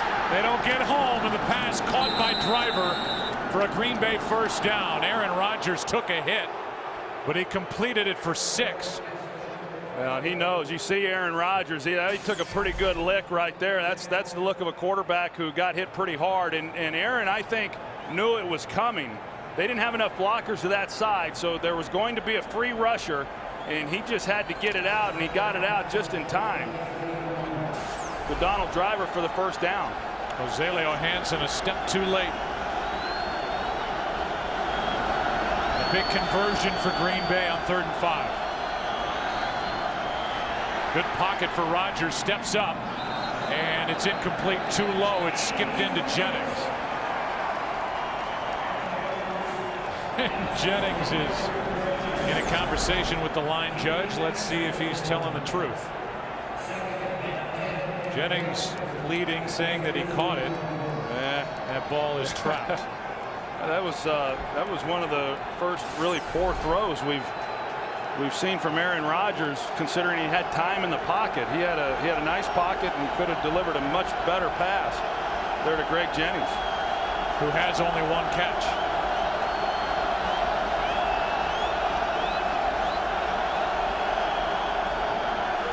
Quick throw, incomplete for Driver. Good coverage by Hansen, who was coming on the blitz earlier. Yeah, it really was. I'm sorry, Joe. They showed that they were going to come with blitz, and you see Hansen, he's underneath it. So the only chance that Driver has is he's got to be able to outrun Hansen then to the middle, and just no chance. That was excellent, excellent coverage by Rosalio Hansen.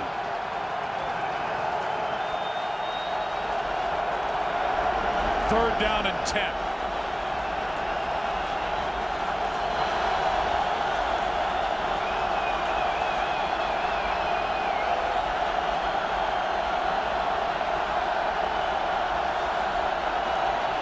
Just a 4-man rush. Rodgers has a pocket and hits Donald Driver into Philadelphia territory to the 49. 20-yard completion to the all-time leading receiver in Packer history, Donald Driver. Yeah, well, a lot of time up front. They go with a 4-man rush. They decide that they're going to play coverage, and in the middle of the field, the linebacker just got a lot of depth there in the middle. Actually, yeah, it was Jamar Chaney who he just was taking the deep middle, and because he was so deep in coverage, it opened up a big lane there for Driver in the 1st down.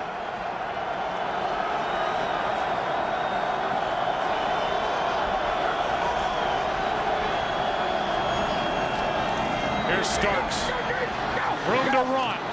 James Starks lowers his head, and he's knocked down near the 30. They're going to mark him right at the 30, a 19-yard carry. And the Green Bay Packers have run the ball well here today. 45, Quinn Johnson on Jamar Chaney. He gets just enough of them to then allow James Starks to get a nice gain. And Joe, we talked about it a little bit earlier in this game, how few big runs this Packers offense has had through a 16-game season. And yet they've run off a couple of them here in this one. They've run it for 99 yards in this game. Starks has the bulk of it, and he adds a few more. This is a Green Bay offense is averaging 5.5 yards per carry. And Starks has got 88 on 13 runs. Terry Kurt and the NFL on Fox All-Stars are heading to Hawaii for a Pro Bowl party with a special enhanced broadcast with more mic'd players than ever before. Super Bowl week kicks off with the 2011 Pro Bowl Sunday, January 30th, only on Fox. 2nd and 5. They fake it to Kuhn all day, and now Kuhn is left wide open. Rodgers finds him, and John Kuhn is down to the 9. A 16-yard completion, and Aaron Rodgers, after that fumble, is putting together a very good Packer drive. I'm not real sure what the reads would have been there for the linebackers. You've got Quinn Johnson, who starts to one side of the field and then comes all the way back. Actually, it's the other way, and then you've got John Kuhn, who comes out the other side.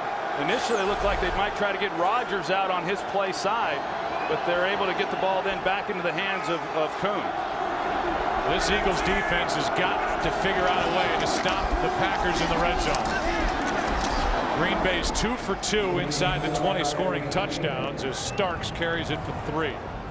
You know, we continue to see a lot of substitutions by the Green Bay Packers. On that last play, they go back to, you know, what they're calling their bone formation with 3 backs in the backfield, but they're constantly shuttling players in and off the field. And we heard Chris Myers talk about the problems that McDermott was having matching that, and they haven't been matching personnel in and out of the game here on this possession.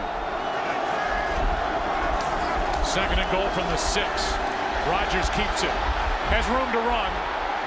Penalty flag flies, and Rodgers is tripped up by Jamar Chaney. But a flag is down in the area of a hold. Let's get the call. Holding. Number 73 offense. 10-yard penalty, still 2nd down. They get Darren College.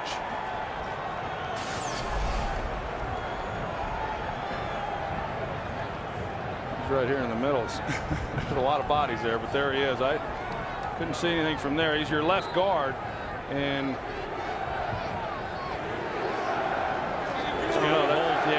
got a hold of Antonio Dixon. Yeah, that's when it gets a little bit tough, is those linemen, they're not real sure when the quarterback's leaving the pocket. All they feel is that defender's starting to escape them, and that's typically when those holding penalties occur. It's only the 2nd Packer penalty of this game. Rodgers out of the shotgun. This is Brandon Jackson trying to pick his way, and he finds his way to the end zone. Touchdown, Green Bay. And College, who was guilty of a hold on the previous play, was out in front blocking for Brandon Jackson. Yeah, he had a personal escort. Brandon Jackson right in behind Darren College. Scott Wells, also the center, he gets out there, but watch Darren College, 73, and how he gets out in front of it. But Brandon Jackson doing a nice job of setting it up, because he had the ball out in front of those 2 guys. He slowed it up, let them get out in front, and then he just rode the convoy in for the score. And so Green Bay is now 3 for 3 inside the red zone. And after Philadelphia took away the momentum, after the Aaron Rodgers fumble, they got the quick touchdown. The Packers go down the field, convert on a couple of big 3rd downs, lead Philadelphia by 11. Today's game is sponsored by Verizon. The signal is yours. Wield it to transmit anything you want. Verizon. Aaron Rodgers, who had 28 touchdown passes during the regular season against just 11 interceptions, has thrown for 3 here today. The questions for Philadelphia: how would their offensive line respond to the blitzing of the Green Bay Packers, and how would the defense do inside the red zone? Well, defensively, the Eagles are 0 for 3, as the Green Bay Packers have gone 3 for 3, scoring touchdowns. And on the return, it's Lawson, former Cleveland Brown, full head of steam, spins his way after getting hit at the 25. They'll mark him up near the 28. It was Brandon Jackson right behind Darren College into the end zone for a 21-10 lead.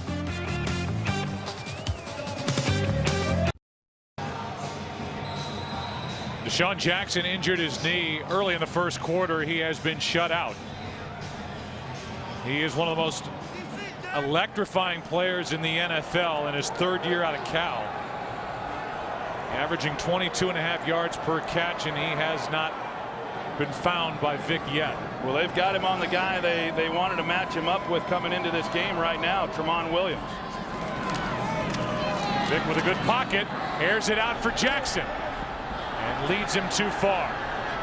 Williams was there defending, and Deshaun Jackson couldn't get to it. Yeah, and you know, he's obviously hurt, you know, after the injury that he experienced. And, you know, normally you see that, and Deshaun Jackson's just flat running by people. And even Michael Vick would tell you that, you know, as strong of an arm as he has, Deshaun Jackson is the one guy that he cannot overthrow, and yet we just saw him overthrow him by about 4 yards. And, you know, he's given it what he has, but he's just not the player that you're used to seeing on any given weekend. Now second down. A blitz coming from Green Bay. Eagles pick it up, and the pass is complete. It's Jeremy Maclin, and it's good enough for a first down. There was room there for Vick to run, but he decided to throw it, and he found Maclin for 11. Yeah, he may be a little bit hesitant as well. There's no way to know when you're on the sidelines and things start to cool down a little bit as to what the impact and effect of that quad injury is. But, you know, looking at the way the Packers have attacked the Eagles defensively, there's no doubt that the Eagles are going to have to do something here offensively. Here's McCoy. He takes it to the 45. Woodson on the stop, a gain of 5. Here are the offensive leaders for Philadelphia. Michael Vick has the 1 touchdown. He's rushed for 28. Ran for 676 during the regular season. McCoy has not been much of a factor, and Avant is the leading receiver. He has the 24-yard touchdown from Vick. 2nd and 5.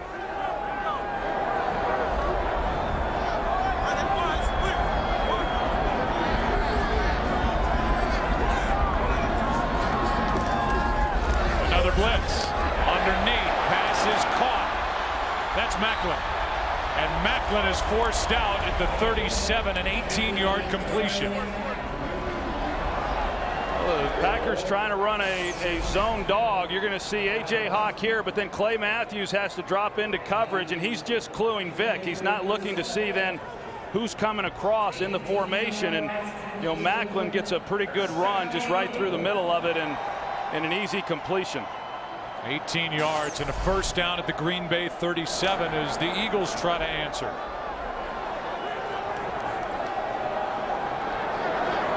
Deshaun Jackson starts the play in the backfield and now is in motion. Vick rolls left, trying to set something up to the right. It's not there. Vick will gain 2.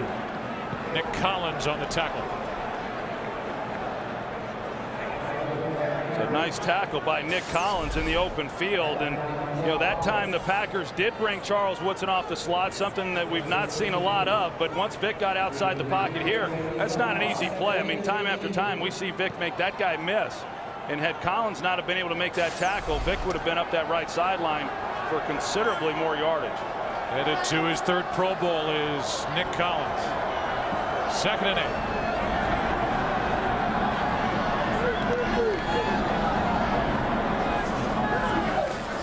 Another blitz. Pass is behind Avant. Vick has his hands on his hips. He missed one there. 3rd and 8. Well, he did.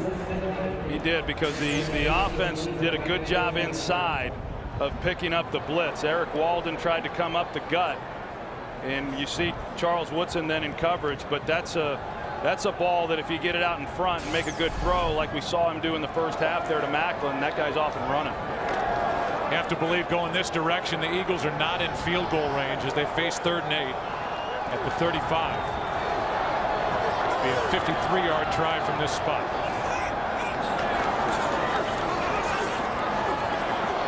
Vick finds Avant, and Avant drops it.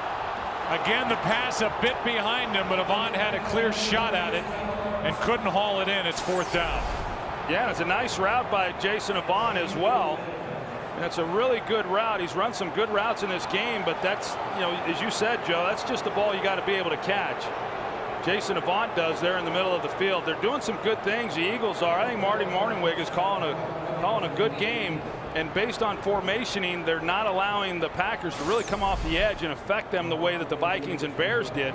They just haven't capitalized, especially on those last 2 plays, for some big gains.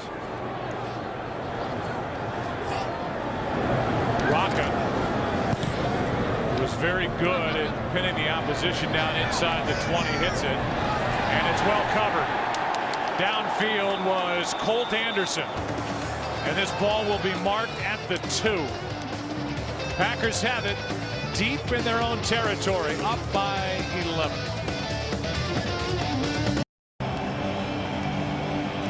If you're not aware, there are new postseason overtime rules where each team has the opportunity to possess the ball unless a touchdown is scored on the first drive. Mike Pereira joins us here in our broadcast booth. Mike, who's now with us, his first year at Fox, former director of officiating. This has caused a ripple effect throughout the league of head coaches trying to figure out how they're going to manage in overtime. Yeah, first decision they're going to have to make is, do you take the win and kick? We'll continue to talk to Mike as the Packers start at their own 2. Handed to Starks. Cheney is there. And a gain of 2 over the left side. Second down. And Mike, we talked to both Andy Reid about it. We talked to Mike McCarthy about it. And they have had statisticians look at it with regard to, do you take the ball automatically on the coin flip in overtime, or do you run your defense out there? Yeah, and to me, I think the big thing is going to be the weather conditions. If there's a significant wind, I think you're going to want the wind and rely on your defense. There is a significant wind here in this game. On 2nd and 8, John Kuhn. Philadelphia Eagles need a defensive stop, trailing by 11. A gain of 3, 3rd down coming up.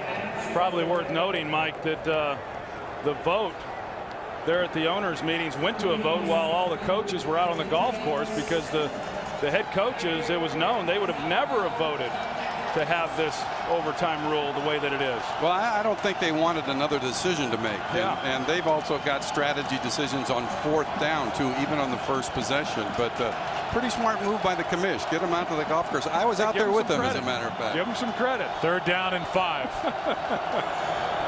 Packers from their 7 roll Rodgers to his right. Stops in trouble, throws, and he's nearly picked by Asante Samuel, who was covering Greg Jennings. And with 3:01 to go in this 3rd quarter, the Philadelphia defense just made a big stop. Boy, that's a couple times now that the ball's been thrown into the vicinity of Asante Samuel. This guy is an absolute ball hawk. You see, he's cluing Aaron Rodgers the entire time, and he had a chance there to make that play and still get his feet in bounds. That would, that's the way the Eagles have been able to get points. We know the turnover, they came away with a touchdown there. That would have given them another short field. This is Chad Hall, who hauls it in and then is hauled to the ground by Pat Lee. 2 weeks after the Super Bowl in February comes the Daytona 500 on Fox. Jimmy Johnson is Cup Series champion. And Jimmy Johnson makes history tonight, winning a 5th consecutive Cup Series championship. 5-time champ, and I think we're dubbing him the Dominator here in this game, and that comes up 2 weeks after the Super Bowl.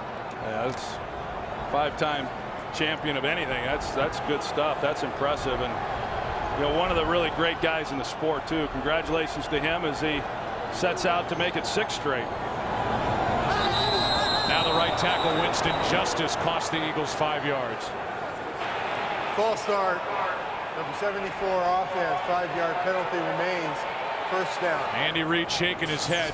Andy Reid, Troy, came into this postseason with maybe his most dynamic offense because of Michael Vick at quarterback and the young skill players on the outside, a good tight end, but his most suspect defense.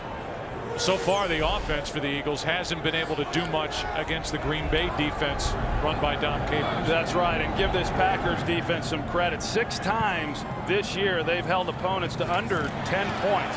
They can play this style of game.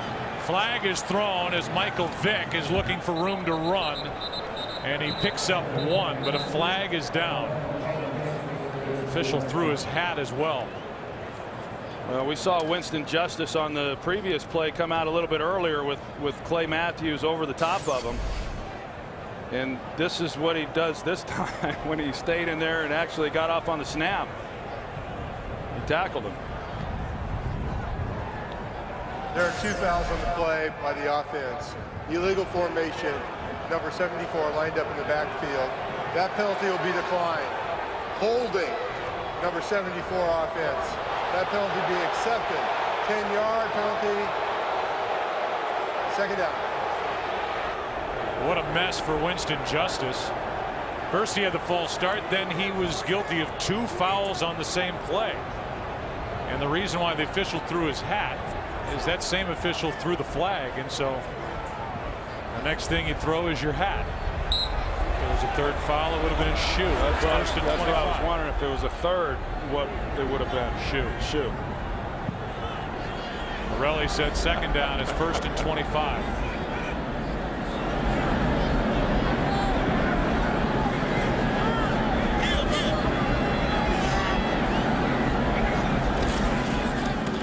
Three-man rush.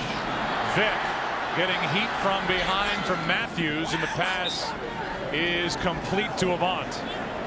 But on 1st and 25, it's a gain of 11. Clay Matthews is just absolutely relentless, and it looked like he was going to be able to get to Michael Vick, but Dom Capers came into the game and he was really pretty coy when we talked to him, Joe, as far as what he was going to do.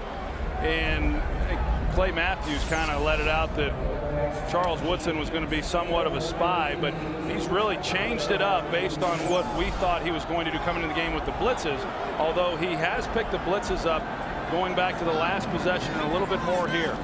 2nd and 14. See if the Eagles can overcome a 1st and 25. Vick's got forever. Throws low, and the pass is incomplete for McCoy. It'll be 3rd down and 14.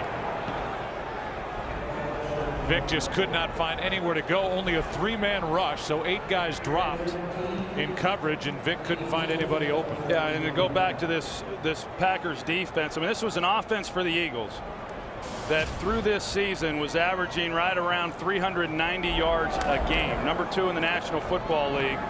And right now, with just a minute and a half or so in the 3rd quarter, they have yet to get 200 yards. And that's not easy to do against these guys. Now, granted, Deshaun Jackson is not 100%, but they've been outstanding.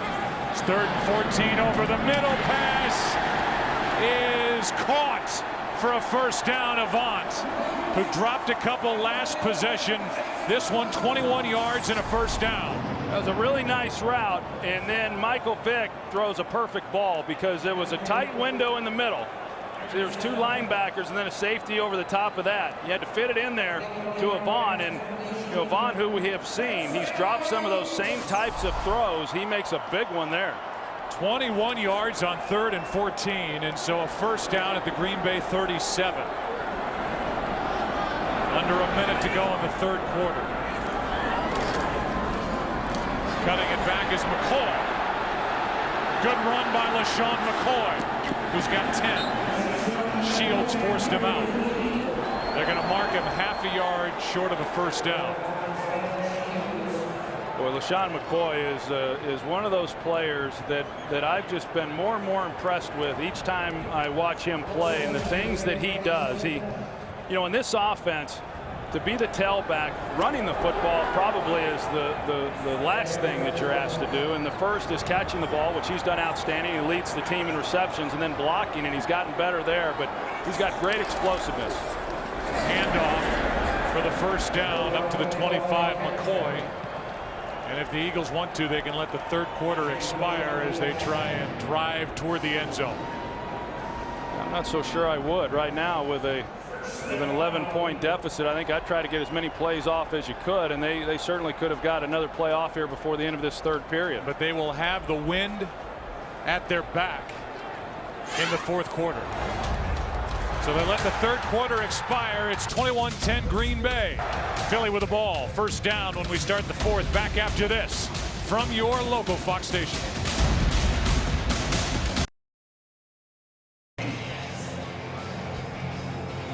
There are the stats through 3. You can argue one of the most compelling sports stories in a long time. Michael Vick has gone from Leavenworth Penitentiary to the Philadelphia Eagles to a playoff starter to his best season at quarterback at the age of 30. Has it in his hands offensively to try and get his team a little closer as we start the 4th. 4-man rush. Vick with time floats it and completes it to Riley Cooper. And a gain of 7. Michael Vick, as a fan, and Kobe Bryant Kobe grew up in Philadelphia, and Kobe sent Michael Vick a signed jersey that said "Be Epic." And at times, Michael Vick was just that for the Eagles this season. Yeah, Kobe wanted Michael Vick's jersey, too. I don't know which one was more excited to receive the other one. 2nd down and 3. Hand off to McCoy, trying to find a lane to run. And he picks up a 1.5 yards. 3rd down and short coming up. C.J. Wilson in there to make the stop for Green Bay. Well, and we kind of talked about it a little bit earlier, Joe, in how good the Packers have been defensively in not allowing red zone trips by opposing offenses. The best in the league. Only 31 trips coming into this game, and yet the Eagles have gotten down in here a couple times, and the Packers have given up touchdowns when teams have gotten into this position. It's a big 3rd down right here.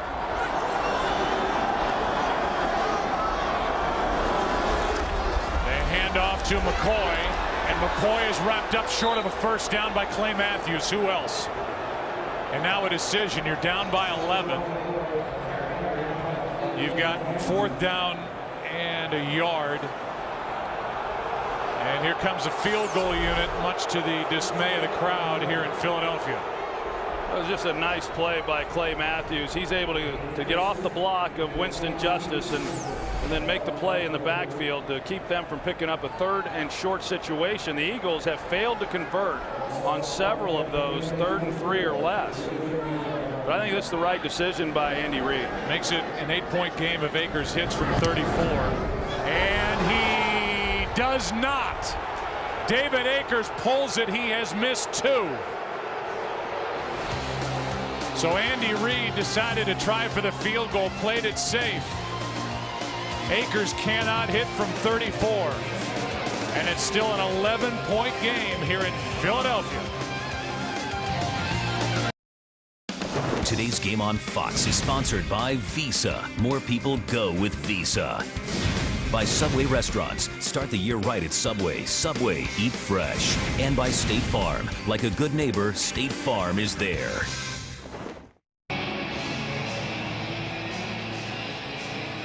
No Philadelphia Eagle has started in more playoff games than David Akers.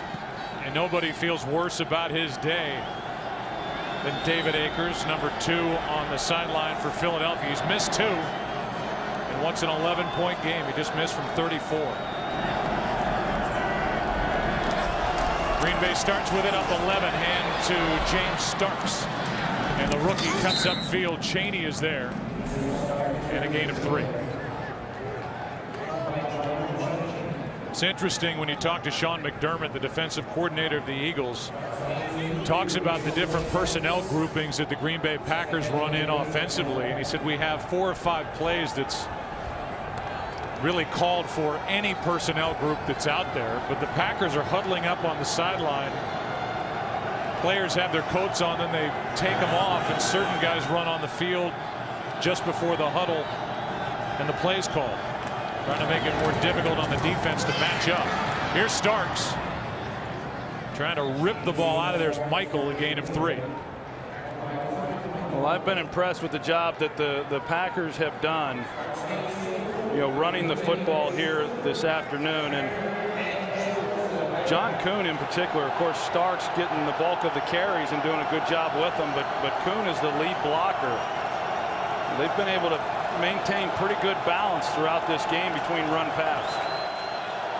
Packers are 70% on 3rd down in this game, 7 for 10.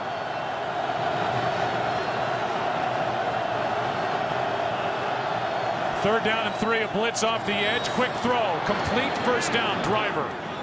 And Driver is across the 40 to the 41, an 11-yard completion. Well, right there, Sean McDermott, this is what the Eagles like to do. They're going to show blitz to one side here, pull out, but then they come over here with the blitz on the other way. And as they got Coleman, who was up in the line of scrimmage, when he bails out, it creates voids. And Aaron Rodgers is very good against the blitz. With Hansen coming to his front side, he sees it very well. He recognizes it. He really does a great job during the week of studying it and knew exactly where to go with the ball. Here's Starks. He's been busy. Antonio Dixon is there for the stop, a gain of 2. Donald Driver had been out earlier with a knee issue, and after making that catch for 11 yards on the third down conversion, he's over to the bench and in pain. 12th year player out of Alcorn State. It's 2nd and 8. Great balance by the Packers in this game, and not only rushed it 25 times, but they've done it effectively. Here's number 26, Starks. Over the right side, then up the field, good for 7. Parker on the tackle, 3rd and short coming up. You know, we talk about Aaron Rodgers and how much time he puts into studying each week. You know, we all know what Peyton Manning does, and we all talk about it whenever we have a Colts game. And you know, I don't know if anyone's more prepared than what Peyton is, but I tell you, Aaron Rodgers, if he's not as prepared, he's right on his heels. And when we talk to him, Joe, we know that this is a guy who has put in a lot of time. I mean, he knows every single defender that's going to be on the field, strengths, weaknesses.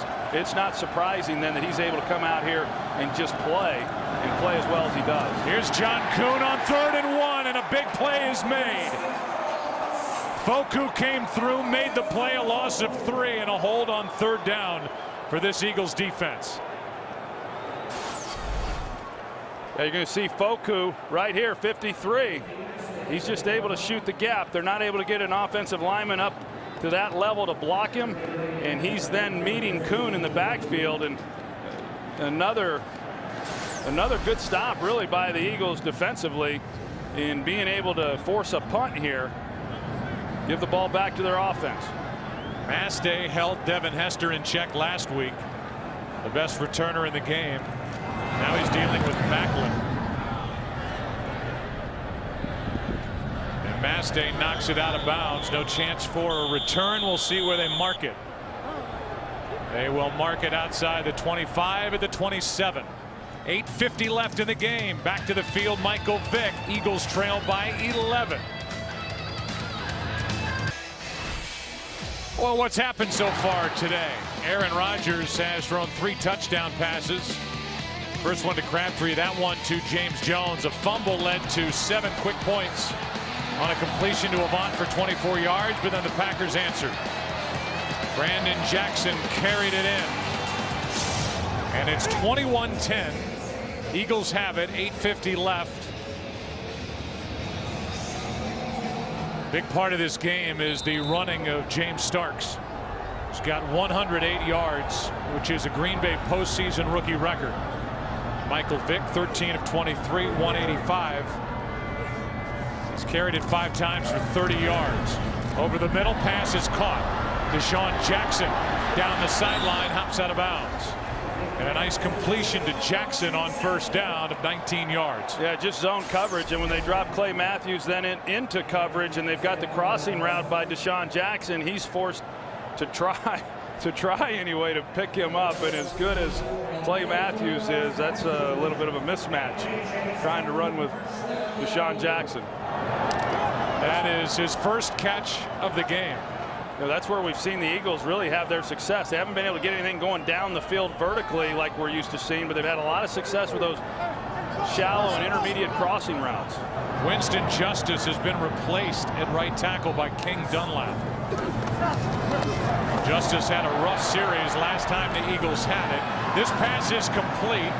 No flag. Vick was either behind or right at the line of scrimmage. McCoy is good for 11. Well, here's Dunlap. Justice wasn't getting it done, so let's see what Dunlap can do, and he got knocked on his cam. 11 yards to LaShawn McCoy, and there is a lonely Winston Justice. Clay Matthews has made a lot of people lonely. Here is McCoy running it up the middle to the 40, picked up 5. Think about how much that missed field goal, both of them, but especially that last one that would have at least cut this game to a 1-possession 8-point game. 2nd and 5. Eagles hurry up. Extra men on the rush. The pass is broken up. No flag, good coverage by Tremont Williams out there on Macklin. Yeah, that was good coverage, and it looked like Tramon Williams might have had a real shot at pulling that one in. Anytime you're throwing the ball to the sideline, you got to get it out to the boundary, and if you don't, which he doesn't here, and it's a little bit behind him, you've got a corner that's as good as Tramon Williams and has the ball skills that he has. He's able to undercut that, and he had a real shot at an interception. Williams is on the list of Pro Bowl snubs this year. He intercepted 6. 3rd down and 5. We're in 4-down territory, 4-down situation in this game. Doesn't matter right now, as Avant is good for a 1st down. Well, as far as the pressures that we have seen from the Packers, although not a lot of them, that time they brought Clay Matthews, the Eagles have handled it very well. And so they're not turning guys free and getting free runs on Vick like we had seen in the other games, which was such a big concern of the Eagles coming into this game. 7 catches so far for Avant. And a 1st down at the Green Bay 34.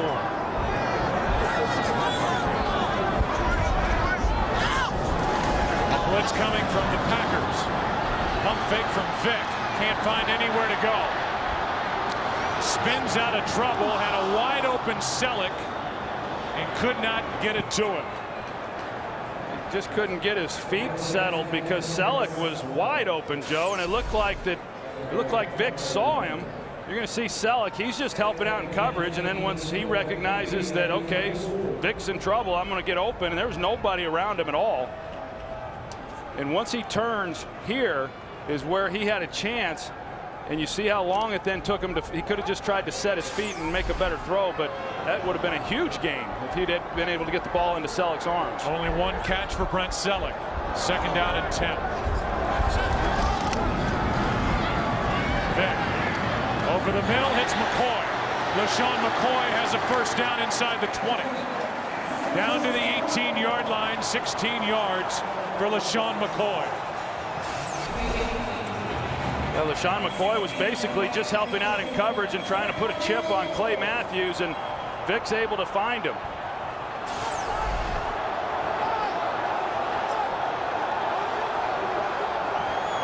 Eagles inside the red zone.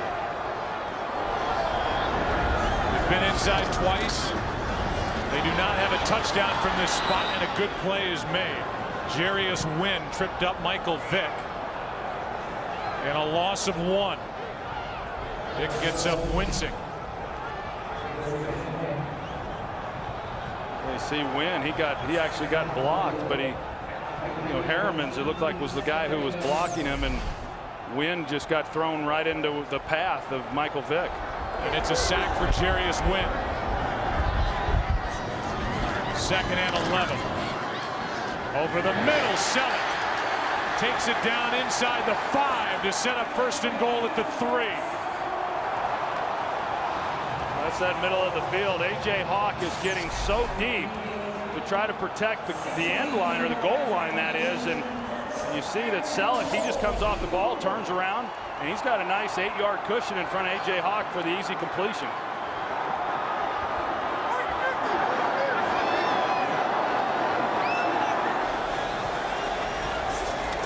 First and goal. Vick is going to take it up the middle on a quarterback draw. No gain. That's one of the things that the Eagles like to do with Michael Vick down in this area inside the 5-yard line. They scored against the New York Giants on it. They came back, ran it against the Vikings, and got a touchdown. And down here you see Marty Morningwig going through his call sheet, knowing how important it is now to come away with a touchdown on this drive. 2nd down and goal. Clock at 4.5 and counting. Eagles with 3 timeouts.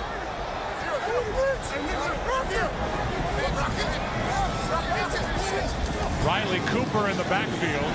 Pass is too high and incomplete. Macklin, the intended receiver. And he was well covered by Jared Bush, and Woodson was there as well.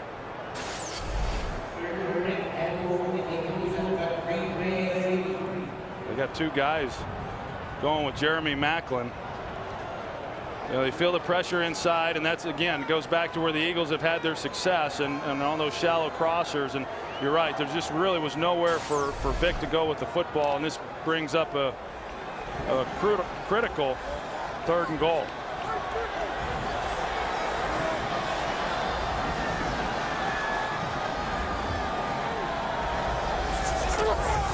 Vick gonna take it. He is near the goal line, not in. It's 4th down. Well, now you're inches away, Andy Reid. He's going to call a timeout. Yeah, I don't blame. He wants to think about this one. Took the officials a while to see him. It's hard to believe. Timeout. 4th and goal when we come back. Today's game on Fox is sponsored by Windows 7.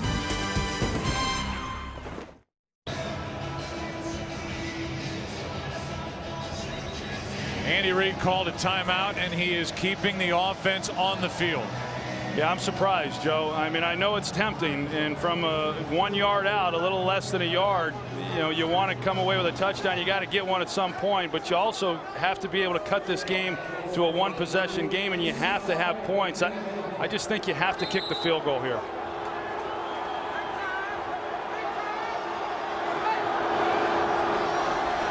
Fourth and goal with Avant in motion. Vick takes it. No signal yet. Touchdown.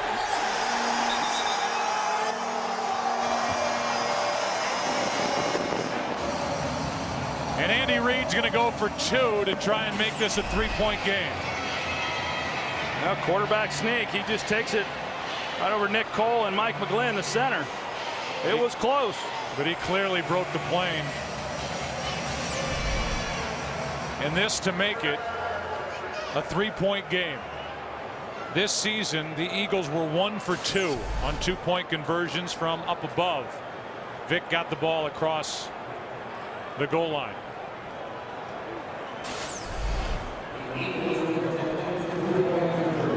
So now 4:02 left. Well, usually in this situation, Joe, with a guy like Michael Vick, you'd want to roll him out and get him out on the edge and give him some options, run pass option. They roll him left. And now to the back of the end zone.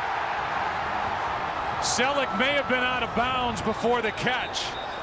And he cannot be the first to touch it coming back in. Let's take a look. See if Selleck steps out, which he does right there.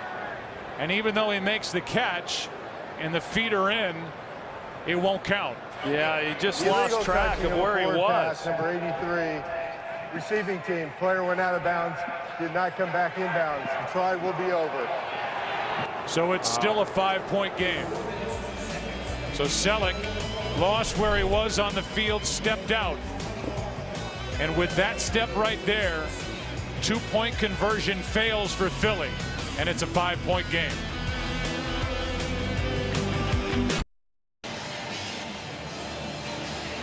When we went to break, about 15 seconds after we went to commercial break, the officiating crew got together, Pete Morelli. They got into a conversation, and the net result is while the 2-point conversion is no good, they're going to get another chance at it. We'll get the call from Pete Morelli, and then we'll hear from Mike Pereira, who's with us in the booth, former head of officials for the NFL. Here's the call. The receiver went out of bounds, illegally touching the pass. However, he reestablished inbounds and caught the pass. By rule, the penalty must be enforced from the 2-yard line. The try will take place on the 12. We'll have a retry. So a retry now. And they move the ball back. He said the 12. It's really the 7-yard line. But Mike Pereira, you telling us during the break that this is not a loss of down foul. And that's the key. Since it's just a repeat the down, they've got to retry with the accepted penalty. Had he not reestablished, then it would have just have been an incomplete pass. But since he reestablished, it became the illegal touch foul. And kudos to the one member of the crew who recognized this and got over there during that commercial break to say, hey, wait a minute, we've mucked this up a little bit. We've got to make sure that we get this try replayed. Because the officials had said end of the drive, let's go back, we're going to have a kickoff, and somebody stepped in and said no, we have to let them retry it. Yeah, I'm with Mike. That's a great comment there, Mike. The fact that the officials got together and sorted it out, which is what you hope to see, and they got it right. So again, It's an illegal touch. He stepped out of bounds and was the first to touch it, but he did reestablish his feet in bounds. And so now a try from the 7. It's a 5-yard foul. This to make it a 3-point game. Vick in trouble. Just gets rid of the football. And after all that, it's still no good. And the end result here is Vick gets up limping. It looked like he was reaching for his left ankle. Pressure by Walden and A.J. Hawk. And as they just fired their way right through this Philadelphia offensive line, Vick had nowhere to go with it. Yeah, well, let's see now what he might have done to his left ankle, or, you know, on the end of this play and the injury that incurred. He rolled it right there when he stopped.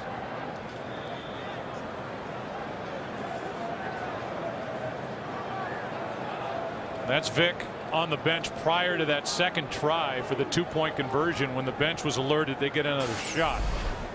And now, as he planted that left foot, he rolled his left ankle. With 4:02 left in 2 timeouts. Yeah, that changes everything. You got Kevin Cobb down there now. He's trying to warm up the right arm, knowing that if they're going to get back in this thing and win it, with 4 minutes left, now the defense has got to be able to make a stop. That it could very well be Kevin Cobb coming in to replace Michael Vick. Well, the hands team is out there for Green Bay. The only guy deep is Woodson, guarding against an onside kick with just over 4 minutes left. See if Akers just kicks it deep, and he does. Trusting their defense to come up with a stop. Right now, trusting their kick coverage team to come up with a stop of Woodson. And Owen Schmidt makes the tackle. It's a 14-yard return. So 4 minutes left. Cobb warms up, but now it's Aaron Rodgers against the Eagles defense to take time off the clock. Well, it's Aaron Rodgers who they've not had a lot of big plays down the field. He's been very efficient. He's completed a high percentage of passes. But what helps him right now in this 4-minute offense, where the whole idea is you're going to milk the clock, not give the ball back to the Eagles, is they've been able to run the football as well as they have.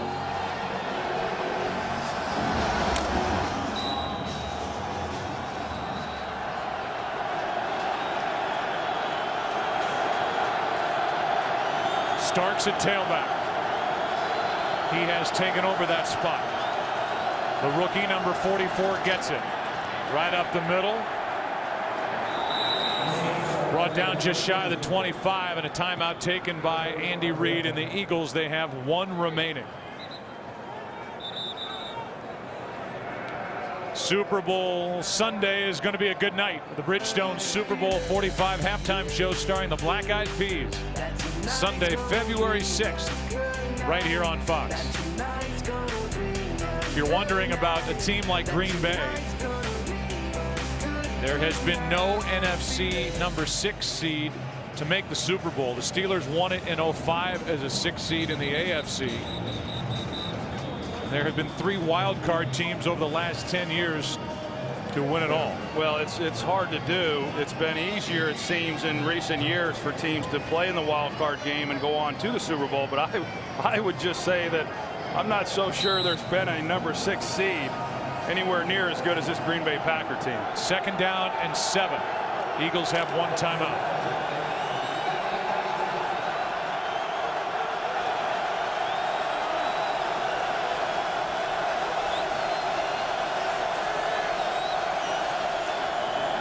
Starks again. Room to run, and a big first down for Green Bay. Starks carries it right up the middle for 12. Parker on the stop. And Philadelphia will use their final timeout. Well, once again, it's John Kuhn and Darren College in the bone formation. Great protection of the football by Starks, but when that's when you really have to depend on the people up front, in the trenches, whether that's the defensive front, the offensive line. But everybody in the stadium knows what the Packers are going to do in this situation. 3.5 minutes to play. You want to run the ball, and John Kuhn does a great job in that entire offensive line of getting some movement and giving Starks a place to run. 123 rushing yards, a Packers rookie postseason record. Again, a guy who came off the physically unable to perform list November 9th. made his debut against the 49ers on December 5th, ran for 73 yards, but then only 8 yards in a loss at Detroit, then inactive for 2 games. Rushed for 20 yards last week against Chicago. Handoff is to Starks, and this time he has nowhere to go. Gets about half a yard. Parker on the stop. I think that's the thing that you worry about, Joe, with a young guy in a game like this is, can he maintain possession of the ball? And you worry about a guy like him fumbling, and you know that the Eagles are doing everything they can once they stand him up in the pile of trying to knock it out. We saw it on the previous run, him doing a good job of protecting it. You can only imagine Aaron Rodgers, every time he's going to give him the ball in that huddle, he tells him, make sure you protect the football. The Eagles are out of timeouts. Next stop at the 2-minute warning. Packers will run it with Starks. Nowhere to go this time. And a loss of 1. The difference in this game right now are 2 misses for David Akers. One came early, a 41-yard drive, kicking into the wind. But then a short one of 34 yards here in the 4th quarter to keep it an 11-point game. And now it's a 5-point game. Well, I think right here we're going to learn a lot about Mike McCarthy and what he thinks of his quarterback and whether or not he's going to give him a chance to pick up this first down. It looks like he is. They're going in shotgun formation.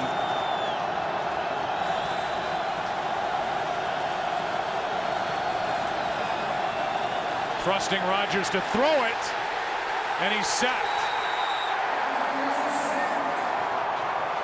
Keenan Clayton, a rookie out of Oklahoma. And that will take this game to the 2-minute warning. A loss of 8. Clayton with the sack, the first of his NFL career. And you don't have to think back too far. December 19th, when Deshaun Jackson broke the hearts of Giants fans with a 65-yard punt return for the game-winning touchdown. He'll have a chance, maybe, when we come back. 4th down, Green Bay, 2 minutes left.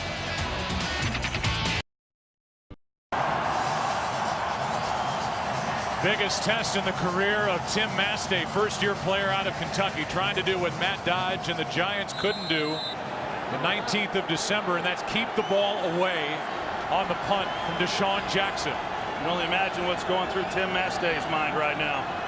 He has one this year. Deshaun Jackson 4 in his career, and he hangs one high. Deshaun Jackson on the return. Penalty flag is on the field. Jackson to the far side is going to sit down up near the 43-44, but there's a flag down, and it's for a hold. Holding, number 47 of the receiving team. 10-yard penalty, first down. So they get Gerard Lawson, who was recently added to this active roster for Philadelphia. There's the hold right on your screen. That's a pretty good hold. It's a good kick by Tim Mastay, too. Hung it high. There was coverage downfield, as it was a 14-yard return by Deshaun Jackson.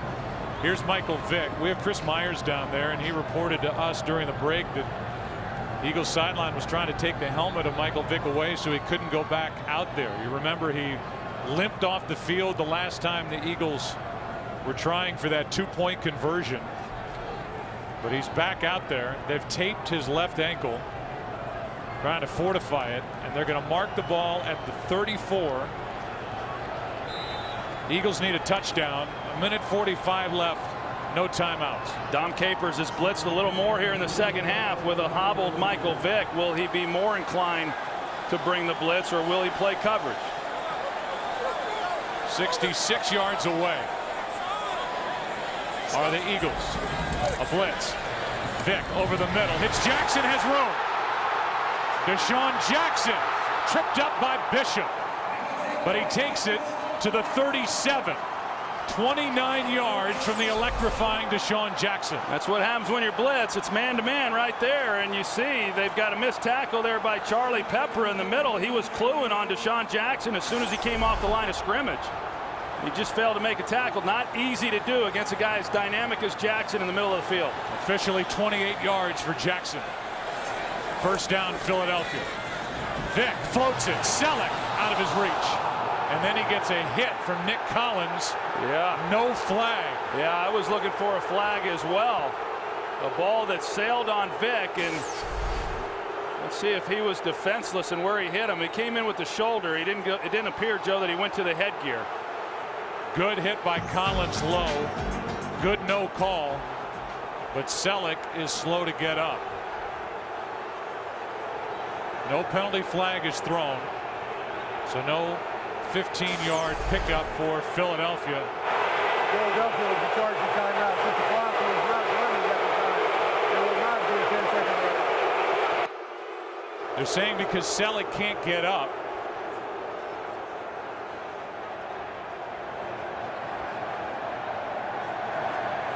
There's no 10-second runoff.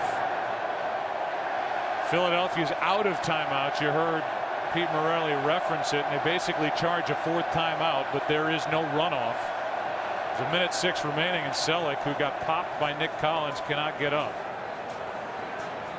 And Andy Reid, I think, is going to plead his case that the hit was too high, but you can see clearly on the replay Collins came into the midsection of Brent Selleck. Yeah, that's really kind of how they coach it up anymore, and I thought it looked like initially it might have gotten to the helmet, but no chance. So now we'll take a break. 2nd and 10 for the Eagles when we come back. We know this, 3 teams are moving on after playing this weekend. The Seahawks, winners of the NFC West. The Jets last night on a field goal by Nick Folk. And today the Baltimore Ravens won at Kansas City. Take a look at the game summary. The numbers for Rodgers. Starks has had a great day running it for Green Bay. The ball's now in the hands of Michael Vick. Akers has missed 2. And again, because the incomplete pass stopped the clock, no 10-second runoff. In essence, a 4th charge timeout against Philadelphia to get Selleck off the field. He has to check out. Ball's on the Green Bay 38. No timeouts, 1:06 remaining.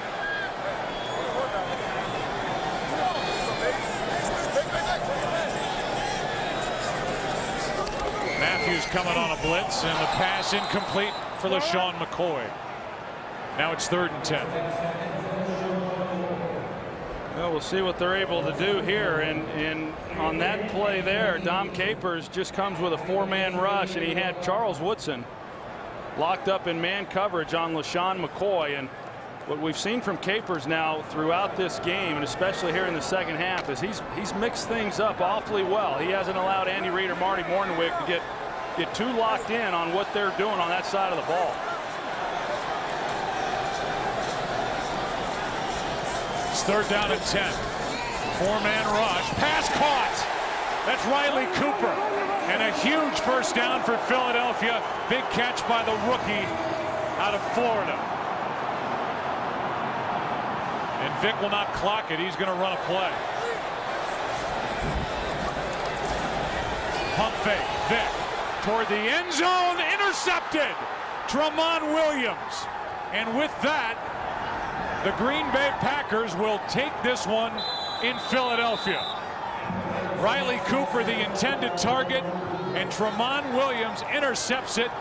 The Green Bay Packers 33 seconds away from a win and a trip to Atlanta. You talked about it, Joe. Tramon Williams, 6 interceptions in the league this year, and a guy that is very dangerous when you start trying to throw the ball against him, and he had a chance. Riley Cooper is a big body, and if you get the ball up high and out towards the sideline, you know, he would have had maybe an opportunity to come down with that ball, but because it was inside and not thrown high enough, Tramon Williams, one of the best in the league as a defensive back with really good ball skills. And he's able to make the interception to ice the game for the Packers. And just as a side note, Williams was not touched down, so when he got up and was running around celebrating, his teammates had to tell him to get down because that play was live. They marked him at the 4. But with no timeouts left, the Packers will snap it once. Aaron Rodgers will have his first playoff victory. And the Packers are going to Atlanta on Saturday night. That's it. This game is over, and the Green Bay Packers, a number 6 seed, win it by 5 here in Philadelphia. Helped by 2 missed field goals, and Aaron Rodgers has just won his first playoff game after losing in the desert last year in overtime. Well, we talked about it coming into the game. This was the only thing that really he needs on his resume to be regarded unanimously as one of the best in the league, right there with Peyton Manning and Tom Brady, and he gets his first one here on the road at Philadelphia. Not an easy venue to win at, and yet he did it twice this year. 3 touchdown passes for Rodgers. Starks with 123 rushing yards. Akers with 2 missed field goals, and the Packers never trailed. We'll come back after the break. Green Bay wins it.